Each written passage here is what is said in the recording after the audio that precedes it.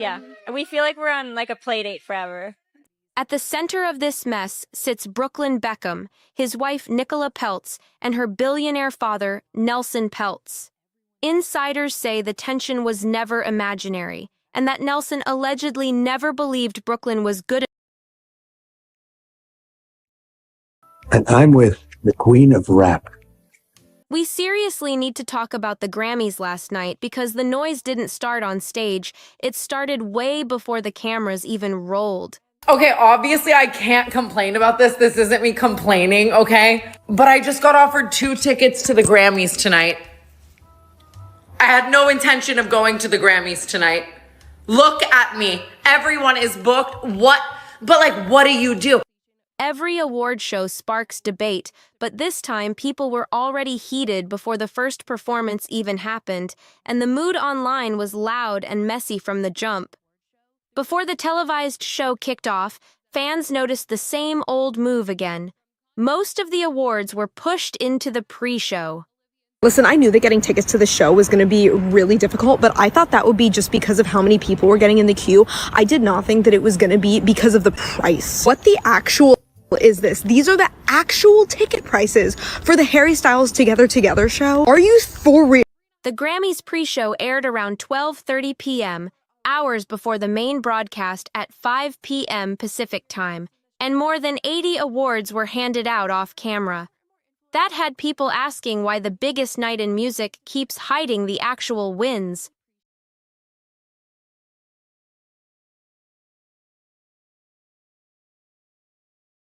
Big names like Lady Gaga, Ariana Grande, Cynthia Erivo, and plenty of others were announced as winners during the pre-show.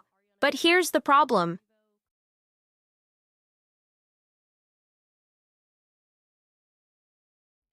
A lot of artists were backstage getting glam and ready for the live broadcast, so many weren't even there to accept their awards.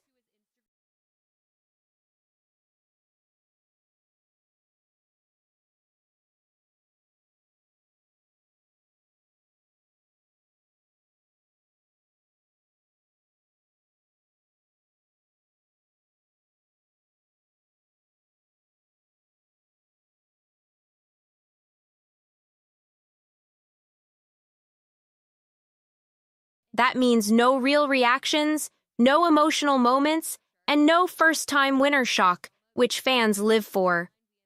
Instead, the televised show went all in on performances and spectacle, treating the awards like background noise.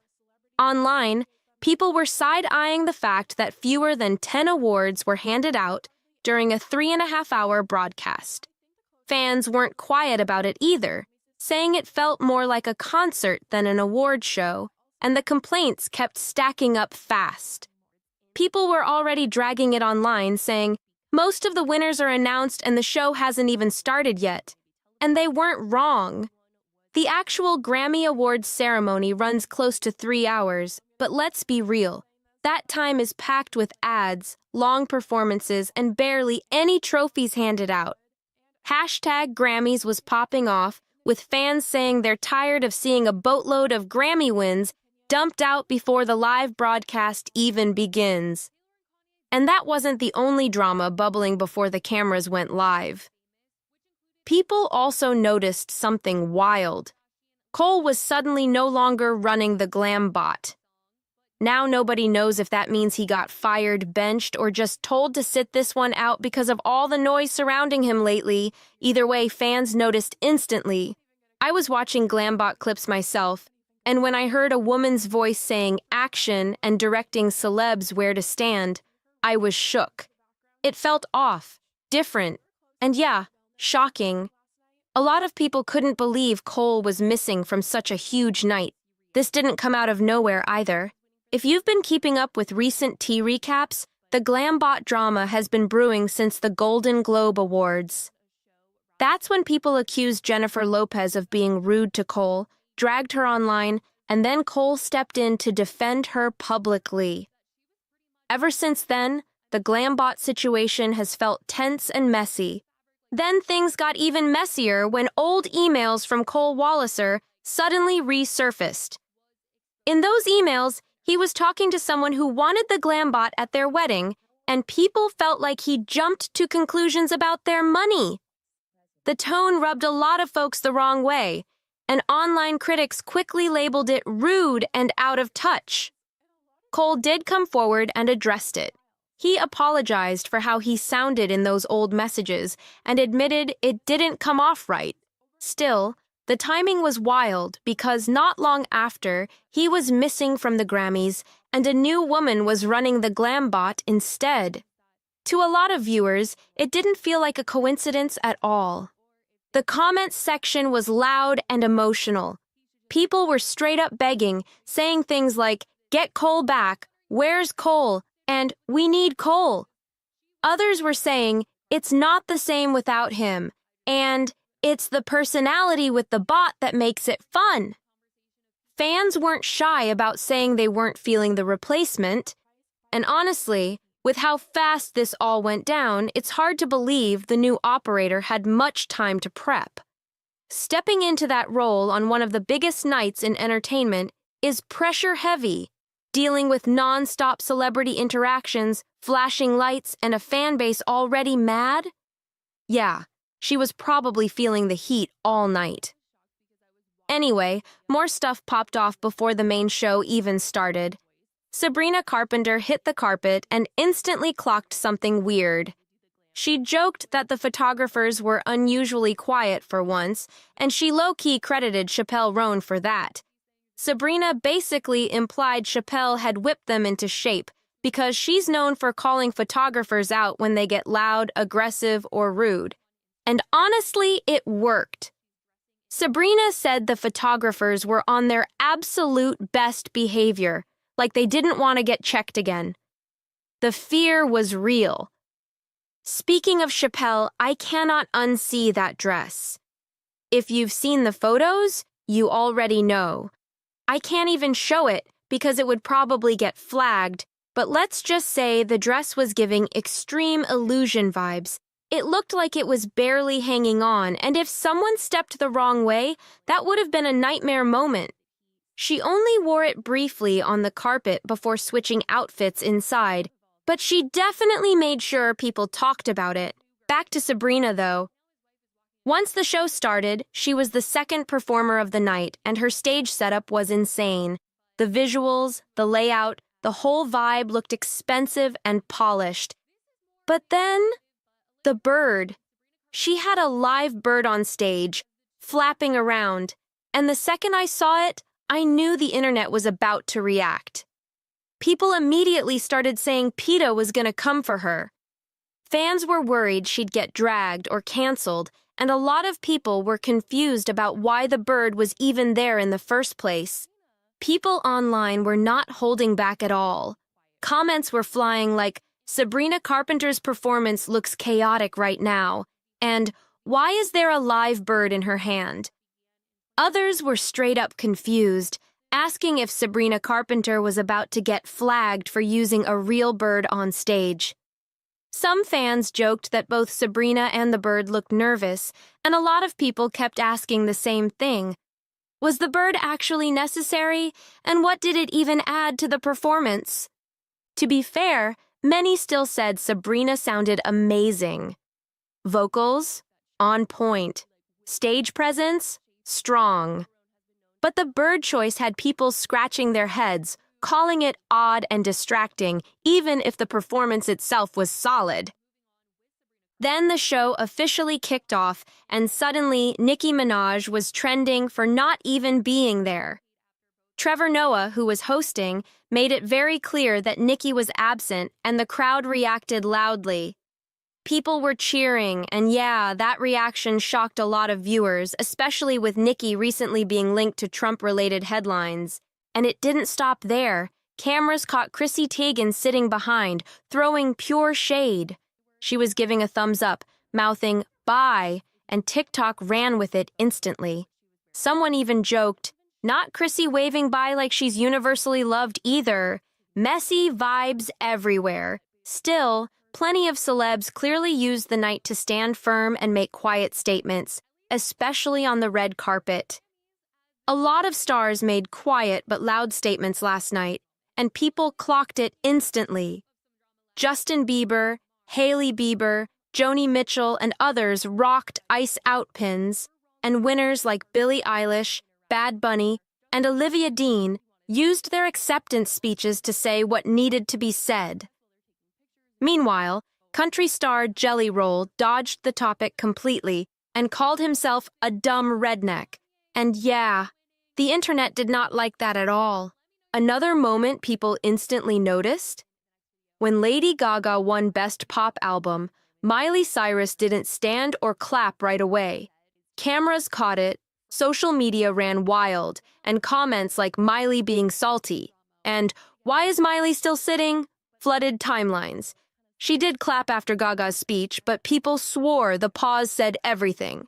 Now let's talk Justin because wow, he delivered a super stripped-down performance of Yukon, and when I say stripped down, I mean literally. Small setup, minimal production, and yeah, barely any clothes. But vocals? Insane. People were saying his live version sounded better than the studio track, and honestly, they weren't lying.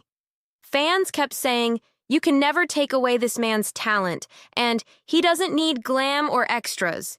Pure vocals, pure control, pure skill." People also noticed a new back tattoo during Justin's performance, and the debate was wild. Some swore it looked like Jesus. Others said it was clearly Hailey. Honestly, I saw both arguments.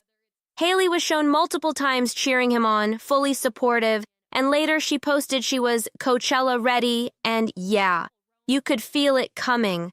But on the carpet? Whew, people were dissecting their body language hard. There's a clip where Hailey tries to fix her dress while posing, and Justin just looks completely over it.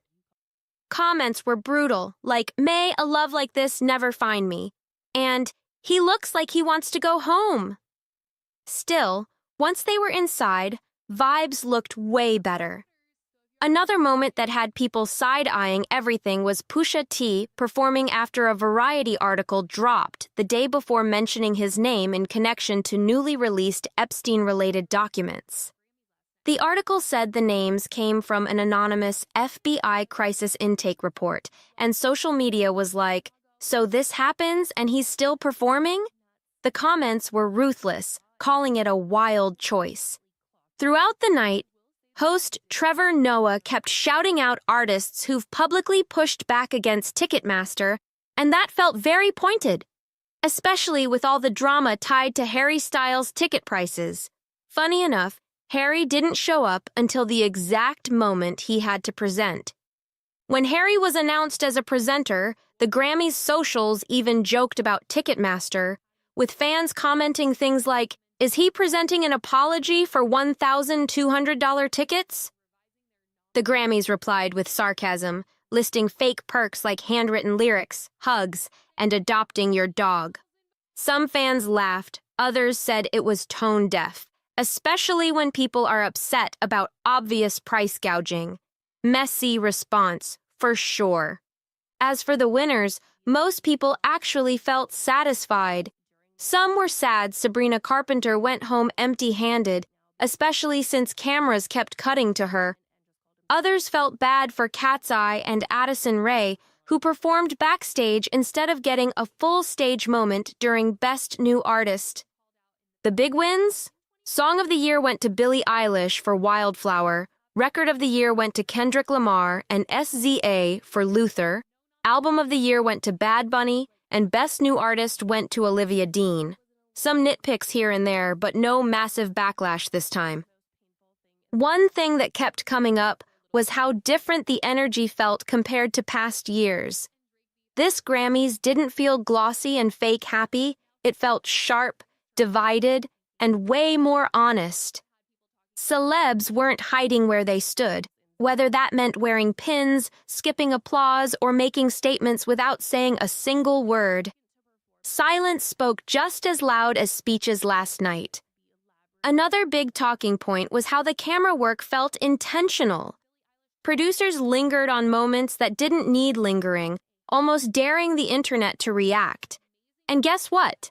The internet did exactly that. Every awkward cut, every delayed clap, Every glance was turned into a headline within minutes. People also kept saying this felt like a transition year, like the industry is shifting, the power players are changing, and the old rules aren't working the same way anymore. Less polish, more pressure, and a lot more accountability floating in the room. And honestly, that's why this Grammys hit different. It wasn't just about music. It was about image, politics, power, and who's brave enough to stand 10 toes down when the lights are on. If you live for breakdowns like this, the hidden drama, the moments everyone felt but couldn't explain, make sure you subscribe to Juicy Reel right now. You don't want to miss the next deep dive because, trust me, the aftermath of this night is only getting messier. Now I need to know what you think. Did the winners make sense? Were the shady moments too much or just right? Drop your thoughts in the comments, and if you love breaking down pop culture chaos like this, smash that subscribe button and join the Juicy Reel fam for all the tea you don't want to miss. The Grammys are not just an award show, but a time capsule of culture. It reflects the political climate of our time, what moves people and what people are speaking out against. It highlights true artistry, giving a glimpse into the future of music and who the next generation of tastemakers will be. The Grammys aren't just another awards night, they're a straight-up time capsule of culture. They show where the world is at, what people care about, what sparks outrage, and what voices are finally getting heard. Every year, it's a snapshot of the political mood, the creative risks, and the artists shaping what's next in music. The wins, the snubs, the speeches, all of it tells a deeper story. Not just who walked away with a trophy, but what the industry is choosing to reward, what it's quietly resisting, and what it totally slept on and is now scrambling to catch up to. This isn't about stats or applause. It's about power, influence, and momentum. So this isn't just a basic rundown of winners and losers. This is about reading between the lines, predicting where music is heading, and figuring out which artists are about to level up hard next year. What did these Grammys reveal about voting habits going forward? Who got nominated and who's about to explode next? Welcome back to Nikki at Night. I'm your host, Nikki Reardon, and I'm seriously hyped to break this all down today. I was actually there last night thanks to YouTube, and it was unreal. Walking the carpet, snapping pics, hitting the glam bot, posted up in a private suite the whole night. Big love to YouTube for that invite. It was a once-in-a-lifetime vibe. And let's be real, the performances this year absolutely went off. I cannot wait to break all of this down with you because, trust me, I have a lot of thoughts. And seriously, thank you for watching, because this whole thing still feels unreal. The fact that this is something I get to do and actually call work is wild to me. It doesn't even feel real half the time. Every single view, every click, every minute you spend watching makes this possible for me. You're the reason music journalism gets taken seriously again. The reason people actually want to talk about artistry, intention, and what it really means to be a musician. That support is changing my life in real time, and I don't take that lightly at all. Now let's get into my favorite category of the night, Best New Artist. I called Olivia Dean, period. I genuinely think she could take Album of the Year next year, which is insane to even say out loud. Technically, The Art of Loving still counts for next year's album cycle, so we might be stepping straight into the year of Olivia Dean. Her performance was unreal. She has one of the most magnetic auras I've ever seen, no exaggeration. The way she smiles, the way she moves, the way she holds the stage, you can tell she's fully living her dream. It's beautiful to watch. And her acceptance speech? Absolutely flawless. Her speech was tight, meaningful, and quietly powerful. It hit the political side without forcing it, and she spoke so clearly about what this moment meant to her. Hearing her talk about her experience as the granddaughter of an immigrant was genuinely beautiful, and it landed hard for me personally. You could feel the pride, the gratitude, and the history all wrapped into one moment. I also loved that they brought back the Best New Artist medley. That is always such a smart move. It gives new artists real stage time, not just a name on a screen. For a lot of viewers, this is the first real introduction to some of these artists, and that matters. Everyone already knows Gaga, Kendrick, and Bad Bunny. The world's locked in on them. This was about saying, pay attention, these are the next ones up. That focused intention felt so clear. These are the artists who shook the room this year, and this is the next generation stepping forward. Giving each of them their own moment on that stage was special. But there were a few performances that completely stole my attention. Lola Young had my jaw on the floor. Going minimalist with just a piano, and her voice was the smartest possible move. When you're sharing a medley with that many people, stripping it all back is power. Just her, the piano, and a slow, emotional version of Messy. That's it? No distractions? Her vocals are unreal, like actually outrageous live. I need that version on streaming immediately. Please put that on Spotify because it was stunning. Somehow her voice sounded even better live, and that's rare. Absolutely insane performance. She is absolutely on track to be remembered as one of the greatest vocalists of this generation. No doubt about it. That voice is not normal. And I loved that Somber chose to perform 12 to 12, because that is hands down his strongest song to date. It really shows his full range, not just as a singer, but as a songwriter and producer too. You can tell there's way more depth to him as an artist than people might expect. We've seen Back to Friends and Undressed, which fit that sad boy, emo-leaning era perfectly. But after this performance, I'm like, wait a second. You could drop a full disco album and I would eat that up immediately. No hesitation. And the look? Insane. I love how he always dresses like his music sounds. That giant disco ball energy, the custom metallic fit, it literally felt like 12 to 12 turned into an outfit. That's what a Grammys look should be to me. Full commitment, no fear. I also loved seeing him actually move on stage. Guys barely do choreography anymore, and it's wild to me. Is he a full dancer like Cat's Eye? No. But the little groove, the shimmy, the effort, that's what matters.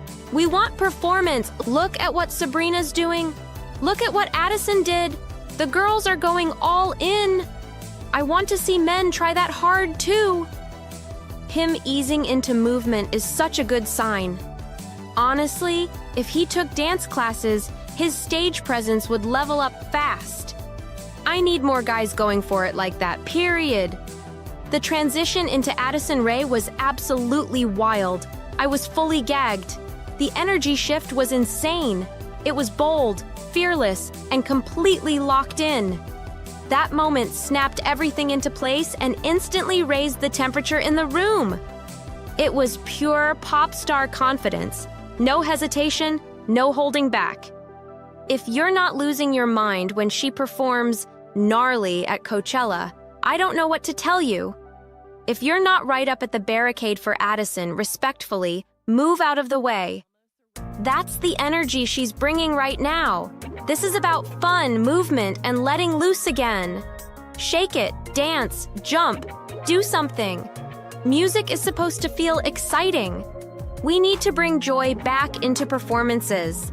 I want to see people moving, committing, and actually enjoying themselves. This isn't about standing still and looking cool. It's about giving us a moment. Addison fully understood the assignment and ran with it. I also want to talk about Alex Warren because that situation was genuinely rough. You could tell something was off, and that's terrifying when it's your very first Grammys. Performing live on TV, suspended in the air, everything going wrong at once. That's a nightmare scenario. But honestly, as a viewer, it did not come across badly at all. You could see how hard he was trying to stay focused and push through it. Given the circumstances, he handled it with real composure. That actually earned him a lot of respect from me. Showing up and finishing strong when things aren't perfect says a lot. All right, next up, let's talk about Song of the Year. Birds of a Feather alone pulling billions of streams in a single year says everything. That project is already generational, no debate. And honestly, this is Billy's strongest body of work to date. The songwriting on Wildflower is stunning. It digs into past relationships, personal mistakes, shared blame, and the emotional weight that comes with all of it. It's vulnerable, it's uncomfortable, and it's painfully honest. The vocal performance on that song is next level. Some of the best vocals of her entire career, easily. There's restraint, emotion, and control all wrapped together, and it hits hard every time. Something this Grammys really confirmed for me is that the rules are flexible. Technically, Wildflower dropped last year, but since it wasn't officially pushed as a single until this year, they let it slide. Same thing with Olivia Dean winning Best New Artist. Her album technically landed after the cutoff, but the singles dropped before, so that's what counted. But let's be real. The Grammys run on vibes more than spreadsheets. Olivia Dean has that undeniable aura right now. She feels like a rocket ship in motion, and in this moment, she felt like the best new artist. That momentum matters. And what made this even more interesting was the contrast with Somber. Because with him, it really felt like the album was rushed. The potential is clearly there, but timing and patience make all the difference. Somber dropped his album literally right before the cutoff, like a week out, and it was only 10 tracks. That was clearly a strategic move. The thinking was probably, okay, he needs an album out to even be considered, but we'll keep it tight and fast. Meanwhile, Olivia Dean did the complete opposite.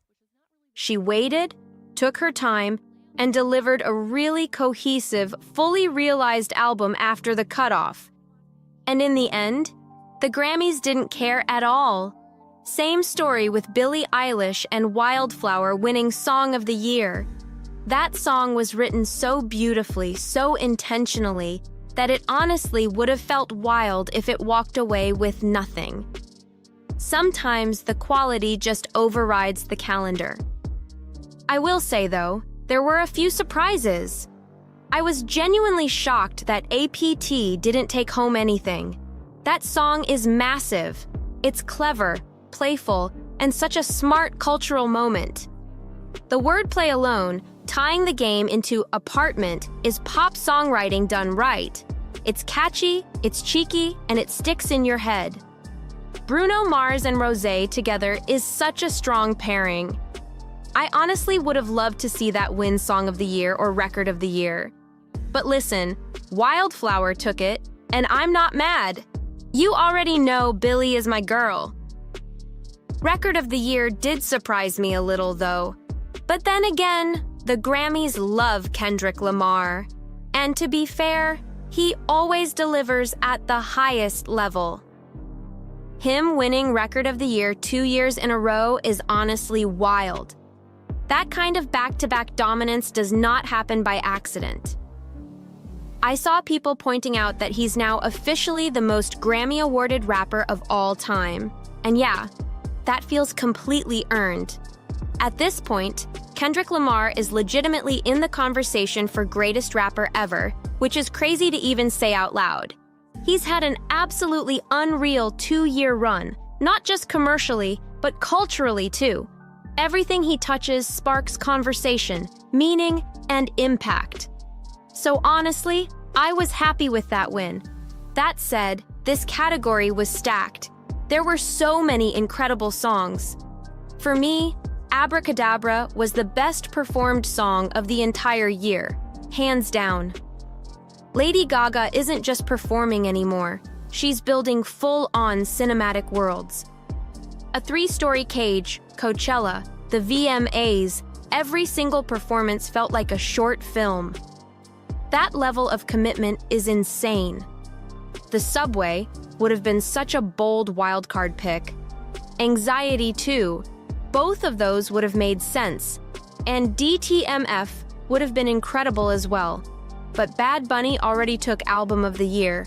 So I'm not mad about Record of the Year going elsewhere. That balance felt fair.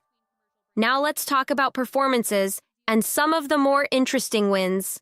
Starting with Justin Bieber performing Naked. I actually think there was a lot of symbolism packed into that moment. Swag being his first album without Scooter Braun involved is a huge shift. That performance felt intentional, stripped back, and very telling. And yeah, there's definitely more to unpack there. That performance felt raw in a way we almost never see anymore. It was just Justin, stripped all the way down artistically. And honestly, that explains everything. The black and white visuals, the black album cover, the minimalism across the whole era. It all clicks when you think about it.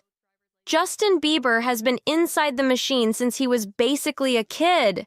He spent his entire life being shaped, packaged, and directed by the industry.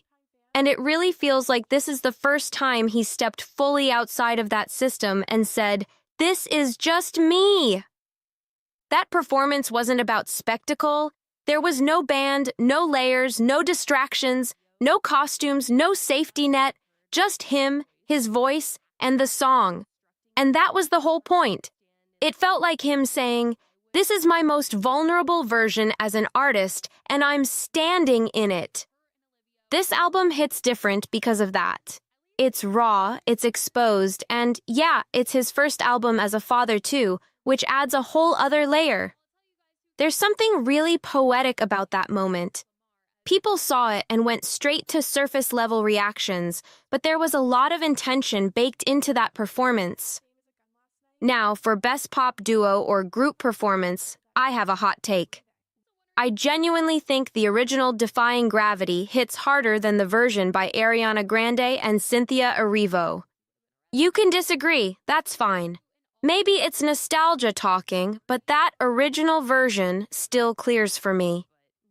And honestly, Golden from K-pop Demon Hunters would have been such a cool win too. That track had energy, impact, and real cultural momentum. I wouldn't have been mad at all if it took the trophy. The fact that K-pop Demon Hunters became the most streamed movie in Netflix history is actually mind-blowing. This wasn't a sequel, not a remake, not part of some giant franchise. Nobody saw it coming, and suddenly it was everywhere. That's what makes it such a real, cultural phenomenon. It came out of nowhere and completely took over. For K-pop as a genre, this was a massive mainstream moment, especially with younger audiences. It felt fresh, exciting, and different. You can already tell every studio is scrambling behind the scenes, trying to figure out how to recreate that magic. How do we get our own version of that? That impact is going to be studied for years. Honestly, I would have loved to see it take the win.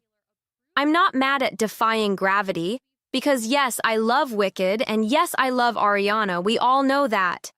But if I'm being real, I think K-pop Demon Hunters would have been the bolder, more exciting choice in that moment. Now, Sinners winning Best Soundtrack over Wicked genuinely shocked me. But at the same time, I'm not upset about it at all. That soundtrack is one of the most beautiful, intentional pieces of work I've seen in a long time. The music isn't just background, it's woven directly into the storytelling. What makes it even more powerful is how deeply it connects to culture and history. The film uses music as a window into its time, showing how genres like country, jazz, and bluegrass were built from the work of Black artists, enslaved people, and freed slaves. Then watching how that music was later repackaged and commercialized adds so much weight to the story. It was bold, meaningful, and absolutely deserved that recognition. So much of that music was taken from those communities and never given the same level of credit or ownership. And seeing that truth acknowledged on such a big stage felt powerful. That's why Sinners winning mattered so much. It's a completely original film, not based on a book, not part of an existing IP, not backed by decades of history. It just showed up as itself and still stood tall. When you compare that to something like Wicked, which has massive institutional backing, Broadway history, and years of cultural dominance, the contrast is wild. And don't get me wrong, I love Wicked. We all know this. But seeing an original story like Sinners break through like that was beautiful. I genuinely hope Sinners picks up Oscar wins too. Honestly, I wanted it to take Best Picture. So fingers crossed, this feels like the beginning of something big. Now we have to talk about Album of the Year. Bad Bunny winning was so deserved it almost hurt. That album gives me chills every time. It's such a vivid window into Puerto Rican culture, into childhood memories, nostalgia, and the feeling of missing home as life moves faster and faster. What makes it even more special is how intentional he is.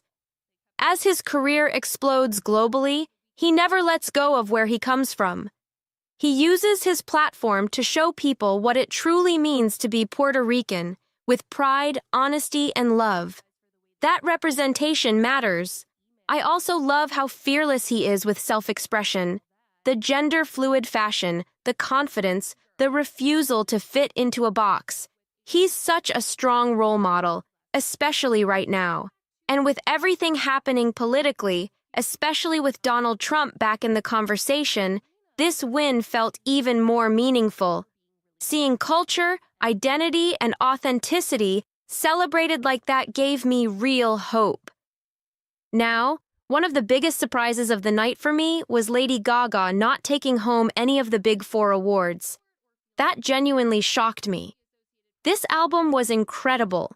She literally broke the record for the largest concert ever by a female artist with her Brazil performance. Her Coachella set was culture-shifting, generational, the kind of performance people will still reference years from now. The Abracadabra performances alone were insane. The visuals, the theatrical storytelling, the commitment, everything was on another level. And Die with a Smile has been one of the biggest songs of the past 2 years. Even though it dropped earlier, it's technically part of this album cycle, which made the snub feel even more surprising. That said, I can still admit this was truly Bad Bunny's year. Completely. And I'm so happy about it. This was his first ever Album of the Year win, and it was historic. The first Spanish-language album to ever take that award. That matters. That's culture moving forward in real time. And this is exactly why I keep saying the Grammys are a time capsule. They reflect what's happening in the world. The excitement around Latin culture, the desire to uplift these artists, it's not random. It's happening during a moment where those communities are under real pressure and scrutiny, and seeing them celebrated on the biggest stages feels powerful. Moments like this make me feel hopeful. Like more people are paying attention than we realize. And honestly, this feels like the start of a wild year for music.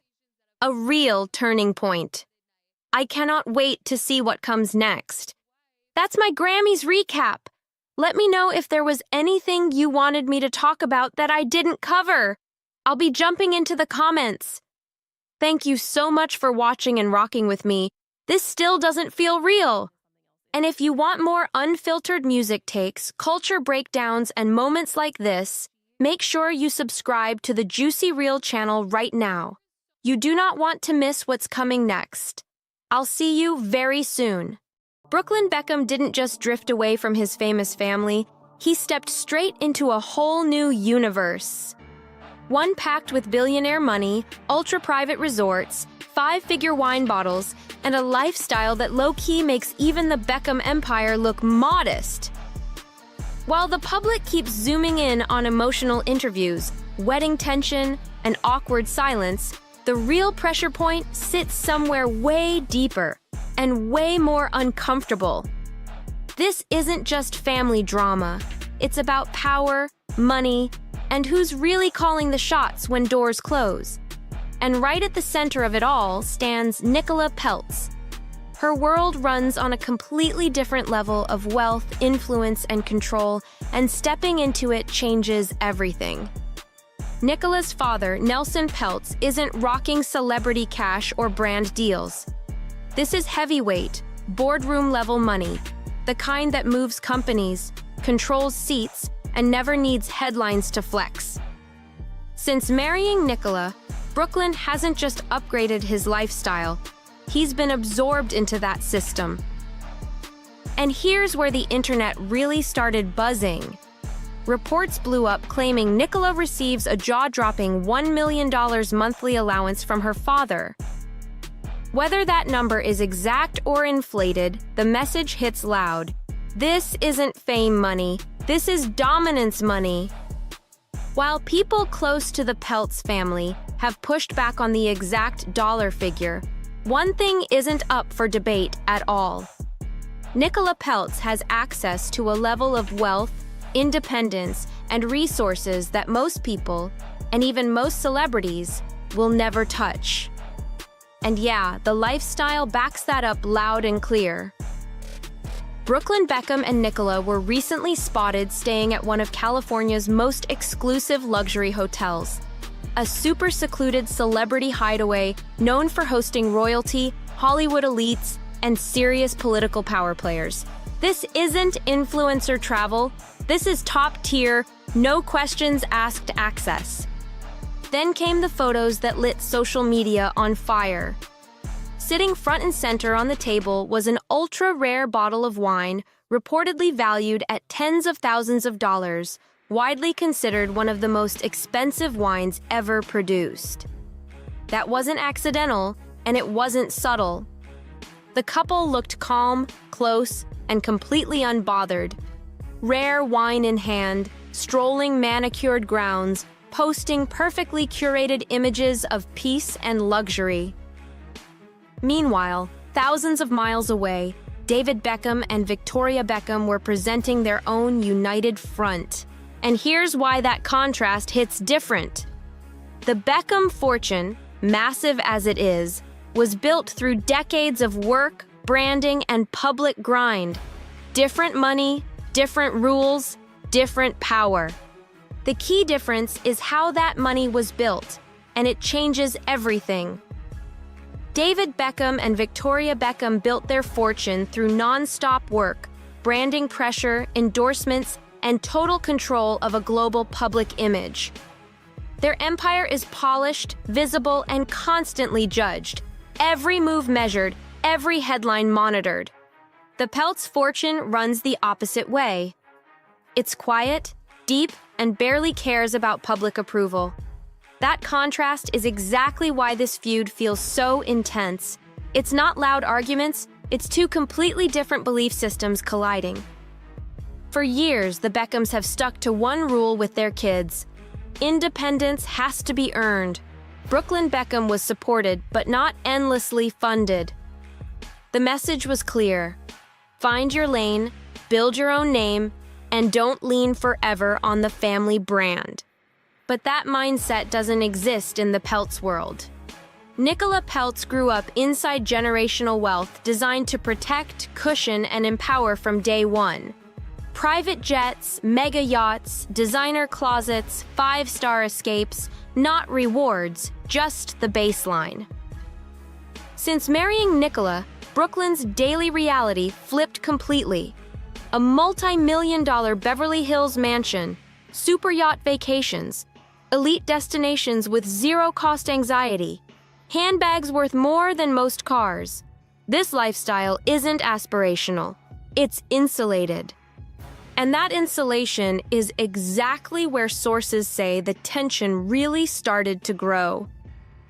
Behind the scenes, whispers keep circling that Victoria Beckham is sitting on text messages that could seriously change how people see Nicola Peltz. Messages allegedly tied to the wedding fallout, the infamous dress situation, and the widening distance between Brooklyn Beckham and his family. People close to the situation claim Victoria hasn't released a single thing, and that choice is very intentional. Not because she can't, but because she still believes her son might come back. That detail hits hard, because while Brooklyn has spoken openly about his feelings, both Victoria and David Beckham have stayed almost completely silent. No interviews, no statements, no social media clapbacks. And that silence isn't weakness, it's restraint. Sources close to the Beckham circle say something heavier is happening behind closed doors. A real push to bring Brooklyn home, but not at any price. David and Victoria are described as heartbroken, confused, and seriously alarmed by how fast their son's world flipped upside down. They reportedly believe reconciliation is still possible, but only if Nicola is no longer part of the equation. And that's where everything snaps. Brooklyn has made his stance clear. He sees Nicola as his protector, his anchor, the person who gave him peace after years of anxiety. From his perspective, stepping away from his family didn't feel like loss. It felt like relief. From Brooklyn's point of view, Nicola Peltz isn't controlling him at all. She's freeing him. But from the Beckham side, the picture looks way more unsettling. Their son is now financially untouchable, emotionally locked in, and surrounded by a family whose wealth quietly eclipses their own. The balance of power has shifted, and it hasn't shifted in their favor. Meanwhile, Brooklyn Beckham and Nicola keep projecting calm defiance. Sun-soaked photos, love songs, public affection, luxury backdrops. Every post sends the same message loud and clear. They're thriving, relaxed, and absolutely fine without the Beckhams. But the question hanging over all of this refuses to disappear. Is this really about love and independence? Or is Brooklyn slowly fading into a world where money makes reconciliation optional? And if Victoria Beckham truly believes Nicola is the driving force behind this rupture, how long can those private messages stay locked away before the pressure boils over? Because money doesn't just buy comfort, it quietly changes leverage. Brooklyn is no longer the son who has to negotiate, compromise, or appease. He's married into a family where financial security is locked in for life. That reality reshapes every emotional conversation behind closed doors, especially when reports about Nicola's alleged $1 million monthly allowance keep resurfacing. At this level of wealth, distance doesn't feel risky, it feels sustainable. The reaction wasn't just public shock, it reportedly sent shockwaves through both families. Even people close to the Peltz camp questioned the exact number, but here's the truth. The symbolism mattered way more than the figure itself. The message was loud and unmistakable. Nicola Peltz doesn't rely on Brooklyn Beckham, and Brooklyn no longer relies on the Beckhams. That single shift flips the entire family dynamic upside down. For decades, David Beckham and Victoria Beckham were the gravitational center, financially, culturally, emotionally. Their kids grew up inside a global brand where access, privilege, and opportunity flowed directly through them. Now Brooklyn exists outside that orbit. He's backed by a fortune that predates fame, doesn't need headlines, and never asks for public approval. That independence hits different. And this is where sources say the real fracture lives. While Brooklyn frames his decision as emotional freedom, those close to the Beckhams allegedly see something colder: detachment powered by insulation. When consequences disappear, reconciliation becomes optional. When the lifestyle doesn't change, bridges don't feel urgent to rebuild. And when money removes pressure, distance stops feeling temporary. It starts feeling permanent. The recent images of Brooklyn Beckham and Nicola Peltz sipping ultra-rare wine inside a secluded luxury resort only hardened that perception. While the Beckham family was publicly showing unity in Paris, attending major cultural events standing shoulder to shoulder, Brooklyn and Nicola were doing the exact opposite. Not hiding, not retreating, but openly signaling how untouched they were by the fallout. Every photo looked carefully chosen. Every caption felt deliberate. Every song selection whispered the same quiet message: "We're fine." And that's exactly why Victoria Beckham's silence suddenly feels louder than words.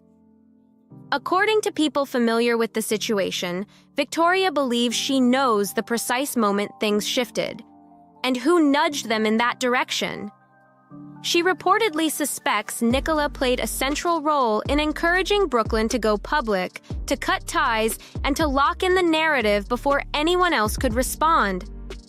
The messages Victoria is said to be holding allegedly paint a very different picture from the calm, polished persona seen online.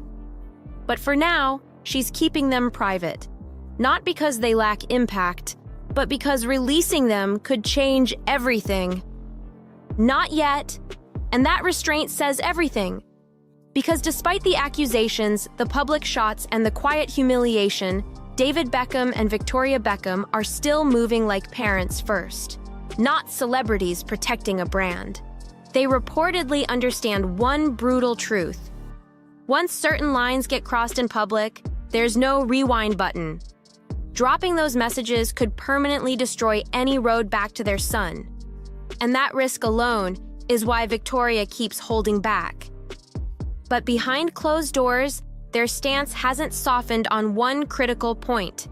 Insiders claim the Beckhams would welcome Brooklyn Beckham home immediately, but not with Nicola Peltz by his side. They allegedly believe that as long as Nicola remains central in his life, reconciliation simply can't happen. That condition alone shows just how deep the mistrust now runs. Brooklyn, however, has made his position crystal clear. He's chosen Nicola emotionally, publicly, and now, increasingly, professionally too. Whispers are already circulating that Brooklyn has been approached to tell his story on a much bigger stage. Quiet conversations about a potential book deal, exploring his upbringing, anxiety, and his decision to step away from the Beckham brand are reportedly happening behind the scenes. If that happens, this saga won't just stay personal, it goes permanent. If that move ever happens, the fallout wouldn't stay gossip. It would become permanent record. And that possibility reportedly terrifies the Beckhams. Because a book isn't just an event, it's leverage. It locks one version of the story in place forever and forces everyone else to respond from defense, not choice. For David Beckham and Victoria Beckham, that's the nightmare scenario. Once a narrative is printed, there's no editing it back. At the same time, Brooklyn Beckham's career path has raised eyebrows for years. Photography, cooking, publishing, brand deals, all explored under the Beckham name, all built inside his parents' framework. But since marrying Nicola Peltz, something fundamental has shifted. Brooklyn isn't chasing independence anymore. He's existing comfortably inside his wife's world. And that distinction matters way more than people realize. In the Beckham household, success is built, refined, and earned under constant scrutiny. In the Peltz universe, success is protected, funded, and insulated from failure. No urgency, no pressure, no need to prove anything.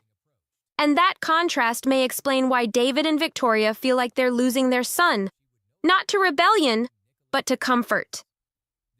Meanwhile, Nicola's lavish lifestyle keeps speaking louder than any statement. designer wardrobes, private travel, multi-million-dollar real estate, ultra-exclusive vacations. The message stays the same. Security over struggle, insulation over grind. That's not just a lifestyle shift, it's a power shift. Even when reports push back on exact dollar figures, the optics don't budge at all. This isn't a couple cutting back or pulling away from excess. This is Brooklyn Beckham and Nicola Peltz leaning fully into luxury and leaning just as clearly away from the Beckhams. And that's what makes this feud hit harder than standard celebrity drama. It's not the noise, it's the imbalance. Two powerful families, two completely different philosophies, and one son who's no longer stuck in the middle. He's firmly planted on one side. David Beckham and Victoria Beckham reportedly still believe time is working in their favor, that the noise will fade, that Brooklyn will miss his siblings, that distance will soften the anger. But here's the problem. Reconciliation usually requires discomfort. And with every sun-soaked photo, every luxury escape, every public declaration of peace, that hope gets harder to defend. Because right now, Brooklyn looks extremely comfortable. And comfort doesn't rush healing, it delays it. The real question no one can answer yet is whether this calm is permanent, or just the quiet before a much bigger reckoning. Because as long as Victoria holds those messages, and as long as Brooklyn defines freedom through distance, this story isn't cooling off. And when it explodes again, it won't be about weddings or dances. It'll be about power, control, and who ultimately lost their son to a world they simply couldn't compete with. If you want more unfiltered deep dives like this, make sure you subscribe to Juicy Real, because the real stories always surface eventually. It's not the drama that pulls people in, it's the imbalance. Two powerful families. Two totally different philosophies about money, success, and control. And one son who was once caught in the middle, but is now firmly standing on one side. David Beckham and Victoria Beckham reportedly still believe time is on their side, that the noise will fade, that distance will soften anger, that Brooklyn Beckham will eventually miss his siblings and feel the pull back home. But that hope keeps getting harder to defend. Because reconciliation usually requires discomfort, and every sun-drenched photo, every luxury escape, every calm declaration of peace does the opposite. Right now, Brooklyn looks extremely comfortable, and comfort doesn't push healing forward, it slows it down. The unanswered question is whether this calm is permanent, or just the quiet before a much bigger reckoning. Because as long as Victoria holds those messages, and as long as Brooklyn defines freedom through distance, this story is nowhere near finished. And when it erupts again, it won't be about weddings or dances. It'll be about power, control, and who ultimately lost their son to a world they simply couldn't compete with. For more deep dives that don't play it safe, hit subscribe on Juicy Reel, because the real stories always run deeper. I could see that he would get visibly distressed and anxious. Brooklyn Beckham's ex-girlfriends are suddenly stepping out of the shadows, and what they're saying is shaking the polished image of brand Beckham hard. They claim there was tight control, quiet pressure, and subtle warnings to stay silent, long before the public ever saw cracks forming. While fans are still focused on the messy feud between Brooklyn, Nicola Peltz, and David and Victoria Beckham, a deeper and more unsettling layer is now coming into view. According to women who dated Brooklyn before Nicola was in the picture, this wasn't some sudden blow-up tied to a wedding. This goes way beyond dresses or family tension. It's about control, silence, and pressure behind closed doors. These women say the rules were clear, the boundaries were tight, and speaking out was never encouraged. And if that's true, this story didn't start in 2022. It's been simmering for years. This all started way earlier, long before the explosive Instagram statement, long before the wedding chaos, and long before Brooklyn publicly cut ties with his parents. One of the first cracks came from someone most people barely remembered, until now. A former girlfriend from Brooklyn's teenage years has stepped forward, and her account raises some seriously uncomfortable questions about how tightly his life may have been managed. She describes Brooklyn as a young guy already drowning in fame, always anxious, always watched. Paparazzi weren't popping up once in a while. They were there almost every single day. What freaked her out wasn't just the cameras, it was how precise it all felt. According to her, photographers always seemed to know exactly where Brooklyn would be and when. His schedule, his movements, his routines. This didn't feel like coincidence.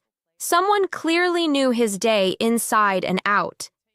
When she was directly asked if that kind of access could only come from people closest to him, including his parents, she didn't deny it. She didn't confirm it either. She just went silent. And that silence said everything. And this wasn't a one-off story. Another ex who spent nearly a full year deep inside the Beckham inner circle tells a shockingly similar version. During their relationship, she wasn't just dating Brooklyn, she was front row at fashion shows, wearing Victoria's designs, attending family holidays, bonding with Brooklyn's younger siblings. She wasn't on the outside looking in. She was right in the middle of the machine. She was welcomed publicly as part of the family, smiling for cameras, standing shoulder to shoulder with the Beckhams like everything was perfect. But behind the scenes, she says it was anything but. The relationship slowly turned toxic, and not just between her and Brooklyn. The real strain, she claims, was between Brooklyn and his own family. Tensions that had nothing to do with Nicola Peltz and were already brewing years earlier. When she thought about finally telling her side of the story, not to attack, not to gossip, but to explain what life inside that world actually felt like, things allegedly took a dark turn.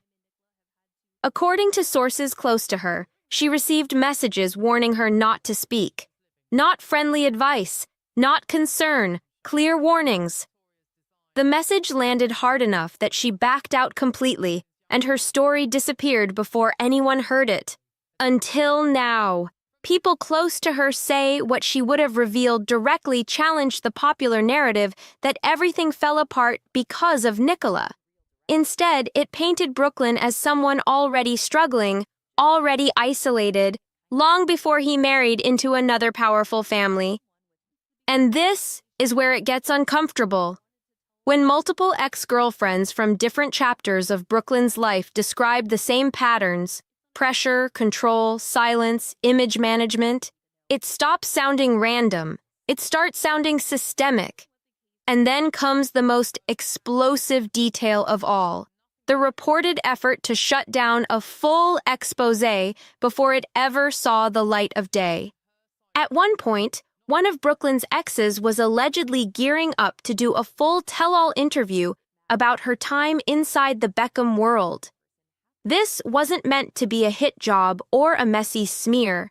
The plan was simple: tell the truth from her own perspective, what she saw, how the family dynamics really worked, the private tension, and how certain narratives were allegedly shaped behind the scenes.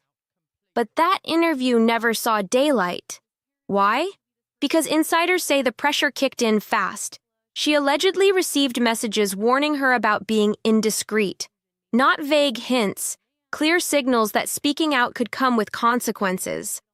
Suddenly, staying quiet felt like the safer move, and she walked away completely. And that detail matters big time, because it lines up almost perfectly with what Brooklyn himself has now accused his parents of doing. In his explosive statement, Brooklyn claimed his parents controlled press narratives his entire life, that stories were planted, appearances were staged, and protecting the family image often mattered more than real relationships. Now, former girlfriends are backing that up from the outside looking in, and the overlap is impossible to ignore. But this story doesn't end with Brooklyn's past. While his exes are carefully cracking the door open, Nicola Peltz has been making her stance known in a much quieter, but way more calculated way. No interviews, no dramatic statements, just carefully placed likes on social media, and not random ones either. Comments that suggest Brooklyn had valid reasons to step away from his parents. Comments framing his choice as justified. Comments hinting that he's finally found safety and support somewhere else. Each like might seem small, but together, they send a loud, unmistakable message. We're not imagining this. There's more happening behind the scenes, and they're done playing along. And the timing? That's not accidental. On the very days Victoria Beckham is being praised publicly or receiving major career recognition, Brooklyn and Nicola post affectionate videos, locked in, united, unbothered. To some, it looks like pure love. To others, it feels like a quiet rebellion. And this is where opinions split hard. Brooklyn presents himself as the wounded son finally speaking his truth. But critics argue the move may have backfired. Instead of weakening the Beckham brand, they say it's actually reinforced it, reminding everyone just how controlled, powerful, and unshakable that brand really is. Victoria Beckham, in particular, has always had a reputation for being sharp, disciplined, and fiercely protective of her image. For a lot of fans, Brooklyn's claims didn't feel shocking at all. They felt like confirmation of what people already suspected for years. But here's the major shift now. This time, it's not just Brooklyn speaking. It's the women who were there long before Nicola ever entered the picture. These are women with nothing to gain. No brand deals, no spotlight chase. They stayed quiet for years until they didn't. And if even part of what they're hinting at is true, then this Beckham family feud isn't some sudden meltdown. It's the result of pressure stacking up slowly, silently, until keeping quiet just wasn't possible anymore. And the most explosive details may still be waiting in the wings. What makes this whole situation so volatile isn't just what's been said, it's what hasn't. Despite the allegations, the warnings, the silenced interviews, and the growing number of voices from Brooklyn's past, one thing is glaringly missing: a direct, detailed rebuttal from the Beckham family themselves. Instead, their response has been calculated and controlled. Supportive comments under friends' posts, public loyalty to longtime allies, perfectly curated appearances that scream stability, tradition, and strength. No emotional blow-ups, no messy clapbacks, just silence and control. One of the clearest signals came when David Beckham publicly showed support for a close family friend who had been directly referenced in Brooklyn's wedding allegations. The message was loud without saying a word. Alliances were still solid. The inner circle hadn't cracked. To some viewers, it looked like calm grace under pressure. To others, it felt like a quiet power flex. And that's where the tension ramps up fast. Because while Brooklyn and Nicola position themselves as truth-tellers, finally breaking free, the Beckhams are playing a totally different role. They're presenting themselves as the unshaken institution, the adults in the room, the side that refuses to get dragged into public chaos. That contrast isn't accidental, it's strategic. But behind the scenes, insiders say the real concern isn't gossip, it's precedent. If one ex speaks openly and isn't shut down, others could follow. And once that happens, the carefully protected mythology of Brand Beckham risks being rewritten, not by tabloids, but by first-hand experiences. That's exactly why the reported warnings to ex-girlfriends matter so much. These weren't random online rumors or clout chasers. These were real women with real experiences who allegedly considered speaking and then stopped. In at least one case, insiders say the hesitation wasn't about loyalty to Brooklyn at all. It was about self-protection. It wasn't about loyalty. It was about fear of consequences, legal consequences, reputation damage, getting quietly frozen out of powerful circles. And when you're dealing with one of the most influential celebrity families on the planet, pressure doesn't have to be loud to work. Nobody has to say don't talk out loud. They just have to make silence feel like the safest option. And this is where Brooklyn's position gets messy fast, because while some reports suggest pressure came from his side, others claim the opposite. Insiders say Brooklyn actually pushed back against attempts to lock people into silence. At one point, rumors surfaced that an NDA was discussed, and flat out refused.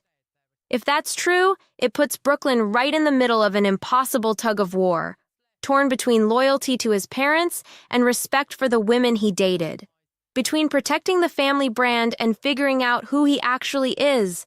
People close to him say that tension didn't start with Nicola. It didn't start with marriage. It didn't start with Instagram statements. It's been there for years. Brooklyn has long been labeled the black sheep, not in a scandal way, but as the one who never quite fit the master blueprint.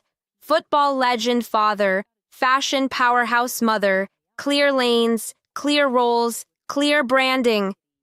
Meanwhile, Brooklyn bounced between photography, cooking, and creative projects, still searching for a lane that felt like his own.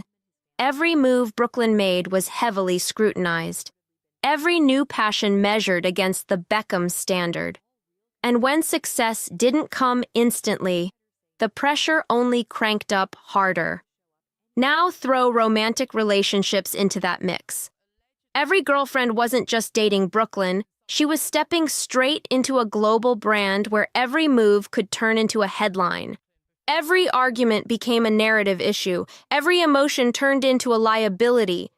Some girlfriends thrived under that spotlight, others cracked, and some, years later, are now hinting that what looked glamorous on the outside felt deeply uncomfortable behind closed doors. And that brings everything back to Nicola Peltz. Because her role in this story is completely different from anyone before her. Nicola didn't grow up brushing against fame. She grew up inside extreme wealth and power. Her family isn't impressed by celebrity access. They don't need the Beckham name for validation or status. And that changes everything. For the first time, Brooklyn married into a family that couldn't be controlled through image, opportunity, or influence. And that shift may be the most destabilizing factor of all. And according to some observers, this is where the real fracture happened. Nicola didn't just marry Brooklyn. She pulled him out of a system where the Beckham family set the rules, controlled the pace, and managed the outcomes. Once that cord was cut, old tensions didn't disappear. They resurfaced louder than ever. And this time, there was no quiet way to smooth things over. That's exactly why Nicola's social media moves are being dissected so closely. She's not shouting.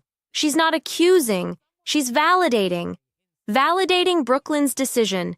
Validating the idea that something wasn't right behind closed doors. And validating voices that are only now starting to surface. To critics, it looks calculated.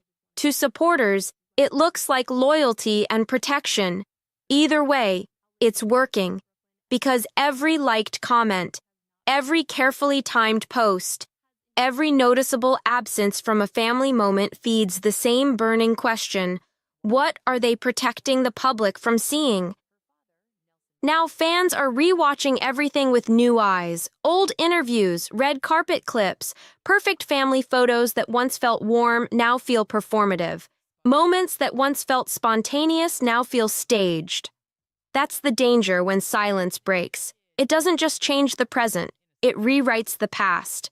And for the Beckhams, whose brand is built on legacy as much as fame, that's a serious threat. Still, not everyone is backing Brooklyn. Some say his public statement crossed a line. That private family issues, especially around a wedding, should never have gone public. and that divide is only getting sharper by the day. Others believe the timing of Brooklyn's move weakened his message, making it feel reactive instead of resolved. And there's another camp entirely that argues something even harsher, that instead of tearing down the Beckham brand, Brooklyn accidentally reminded the world just how powerful it really is. Because even now, amid the chaos, speculation, and whispers, the brand is still standing.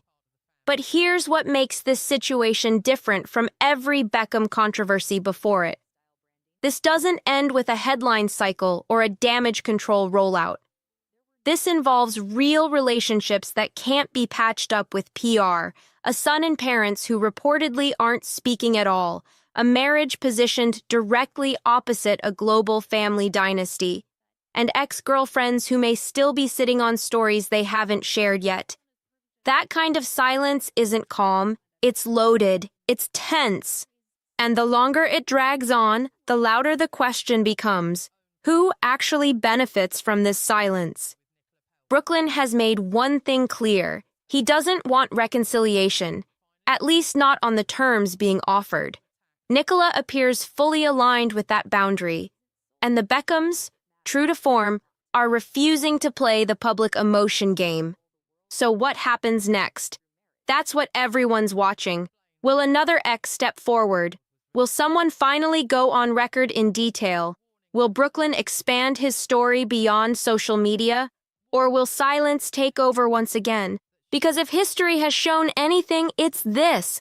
The Beckham brand knows how to survive storms. But this time, the pressure isn't coming from outside. It's coming from within. And once that door opens, it's very hard to close it again. If you want to stay ahead of stories like this, catch every twist before it hits the headlines, and get the real breakdowns no one else dares to touch, hit subscribe on the Juicy Reel channel right now.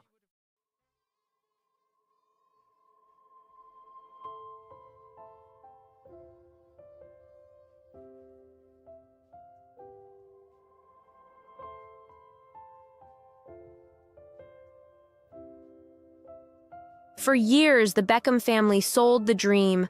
Perfect poses, clean headlines, power couple energy, totally untouchable vibes. But that glossy image just cracked wide open, and now everyone can see the mess underneath. Right in the eye of the storm sits Brooklyn Beckham, his wife Nicola Peltz, and her billionaire father Nelson Peltz. A man insiders say never rocked with Brooklyn being that close to his daughter in the first place. What started as quiet side-eye and awkward silence has now blown up into a full-on family standoff, legal talk, sharp public moves, and zero communication flying back and forth like shots. This isn't just tension anymore, this is a line being drawn, and people are seriously asking the wild question out loud now. Is Brooklyn really moving on his own, or is he fully locked into the Peltz camp and their way of doing things? Behind the picture-perfect Instagram smiles and soft love captions, there's a power struggle boiling hard. Things hit peak chaos when Brooklyn dropped a long, emotional post aimed straight at his own parents, David Beckham and Victoria Beckham. He accused them of spinning stories, guarding their brand over their bond, and repeatedly disrespecting Nicola, and that shook everything. There was zero sugarcoating and no room for guessing here. Brooklyn Beckham made it loud and clear.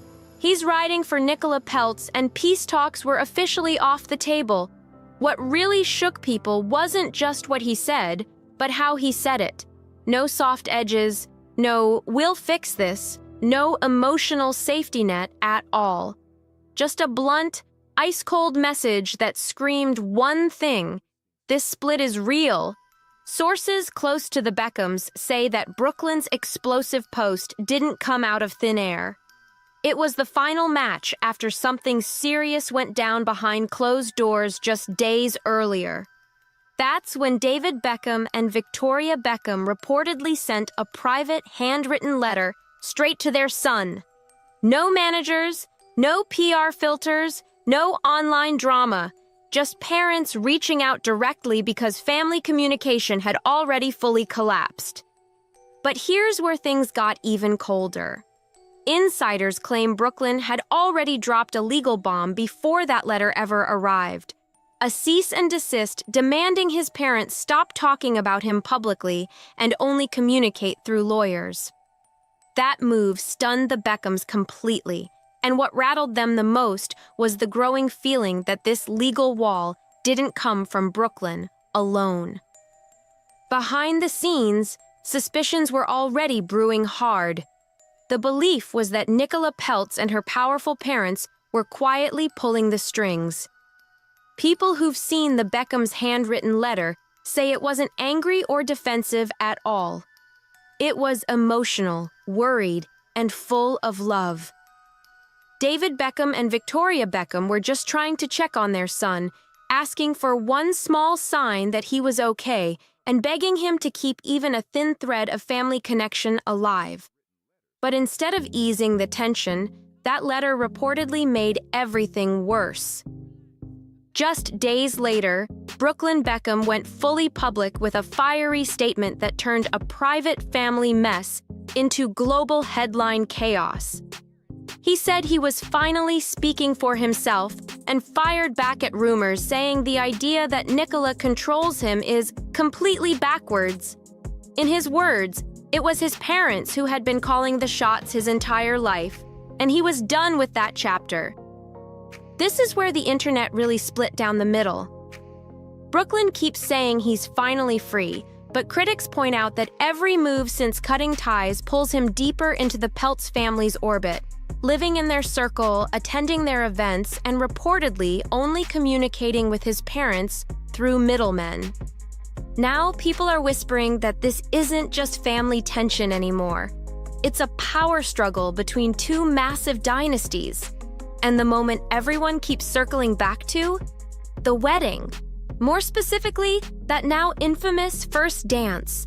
Brooklyn claims his mom, Victoria, hijacked the dance meant for him and Nicola, leaving him embarrassed in front of the entire room, and that memory still hits hard. He said Nicola Peltz ran off in tears, completely heartbroken. Guests say you could feel the energy shift instantly. The joy drained out of the room like someone flipped a switch. What was supposed to be a beautiful family moment turned into the exact point where everything snapped. Even guests who swear they stayed neutral admit that dance wasn't about music or timing. It was about emotion, boundaries, and pride. That moment made it clear this wasn't a simple misunderstanding anymore. It was a straight-up power clash between two families, both used to control and attention. For Nicola, insiders say that scene was the final straw. After the wedding, reports claim she made her position crystal clear. She was done trying to merge the two families and done forcing peace where she felt disrespected. That one dance didn't just ruin a night. It lit the fuse on a feud that's still burning. According to sources, Brooklyn Beckham was told flat out that he couldn't have both his wife and his mother in his life. It came down to a choice, and Brooklyn chose Nicola. Since then, insiders say invites have been ignored, family gatherings skipped, and real communication completely shut down. Sources claim Nicola has stood her ground, refusing to attend any event where David Beckham and Victoria Beckham might be present. Depending on who you ask, that's either strong self-protection or serious control. But one thing is undeniable. Brooklyn Beckham is now almost entirely cut off from the family he grew up with. And while Nicola Peltz has been front and center taking the heat, the real heavyweight in this story barely says a word at all. Her father, Nelson Peltz, stays quiet, but make no mistake, his presence looms large. He's not just rich, he's a billionaire business operator known for control, precision, and pulling strings behind the scenes, according to multiple reports. Sources claim Nelson was never truly sold on Brooklyn Beckham. From photography to cooking to lifestyle branding, insiders say Nelson viewed Brooklyn's career moves as scattered and not fully locked in. No public shade, No loud confrontations, just cold skepticism. And when the person running the empire you now live under doesn't believe in you, that hits different. This isn't just family tension anymore. It's about power, money, and leverage. People close to the situation say Nelson's influence runs deep, and Brooklyn is now fully inside that system, whether he realizes it or not. And to make things even more intense, there's one detail that's raised serious eyebrows: the prenup.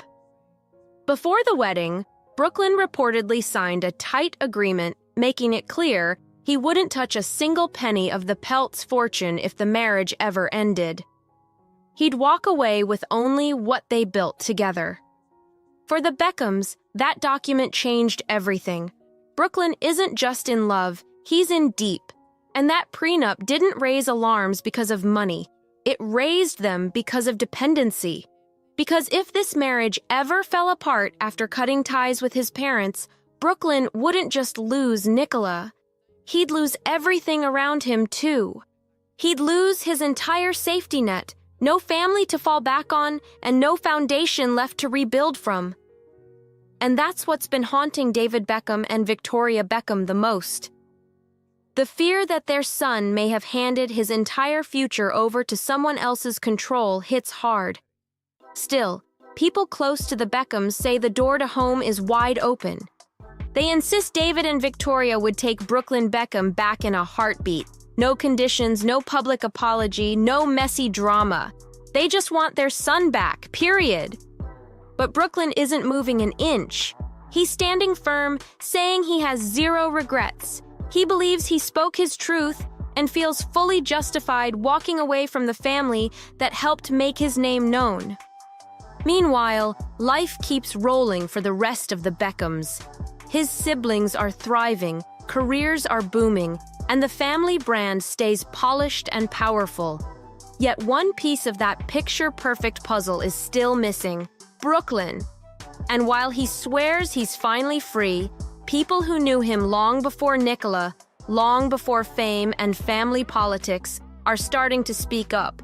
And what they're saying isn't flattering for anyone involved.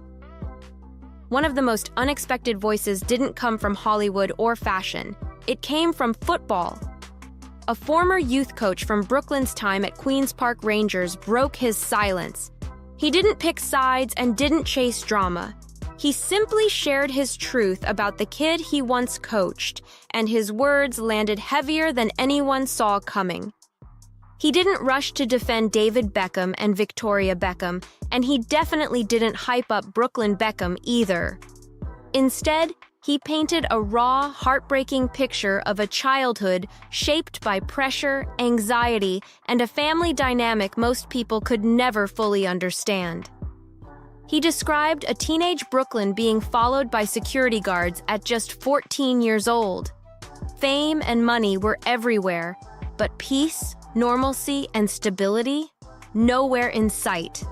Even for someone used to working around celebrity kids, the coach admitted the situation felt unsettling. He didn't point fingers or assign blame. His message was simple but heavy. Brooklyn never had a normal childhood, and that left him exposed. Exposed to influence, exposed to pressure, and exposed to the idea that cutting everyone off might be the only way he could finally breathe. And that's where this story gets truly uncomfortable. When you strip away the emotions and the headlines, one thing becomes painfully clear. Nicola Peltz didn't leave her world to join Brooklyn's. Brooklyn left his to join hers. She stayed close to her family, kept her financial independence, and never gave up her support system. Meanwhile, Brooklyn stepped away from his own, cutting ties with his parents, losing that lifelong safety net, and anchoring his entire emotional world inside the Peltz family household. And that's what's really worrying people watching from the outside. Not because Nicola is the villain, and not because Brooklyn is weak, but because isolation changes everything. Here's the uncomfortable truth. When one person becomes your only emotional anchor, their influence can feel absolute, even if they're not actively trying to control you. And through all this chaos, one major figure stays completely silent: Nelson Peltz. Despite being dragged into headlines, the billionaire patriarch hasn't said a single public word, and that silence speaks loud. No denials, no clarifications, no public defense of his son-in-law, nothing at all. And for someone as sharp and calculated as Nelson Peltz, silence like that is never accidental. People who know him describe a man who moves with precision, decisive, direct, and totally unimpressed by image or hype. Reports say he views Brooklyn Beckham as scattered and unfocused, a young man still trying to figure himself out while carrying the weight of a famous last name. Maybe that judgment isn't fair, but when power, money, and legacy are involved, perception matters more than truth. Insiders say Nelson's doubts haven't faded. They've grown stronger as Brooklyn's feud with his parents keeps getting messier by the day. Because in elite circles, cutting off your own family doesn't look like strength. It looks like chaos. And chaos is bad for business always. Sitting behind all this tension is another massive issue: Brooklyn Beckham's professional identity. He's tried photography, stepped into cooking, launched lifestyle ideas, and tested branding projects, but none have fully locked him in as a serious force. Every new move gets picked apart in public and, according to reports, quietly questioned inside the Peltz family as well. Meanwhile, David Beckham built his empire on non-stop grind, structure, and discipline. Brooklyn's career has zigzagged between passions with no clear lane, and that contrast says everything.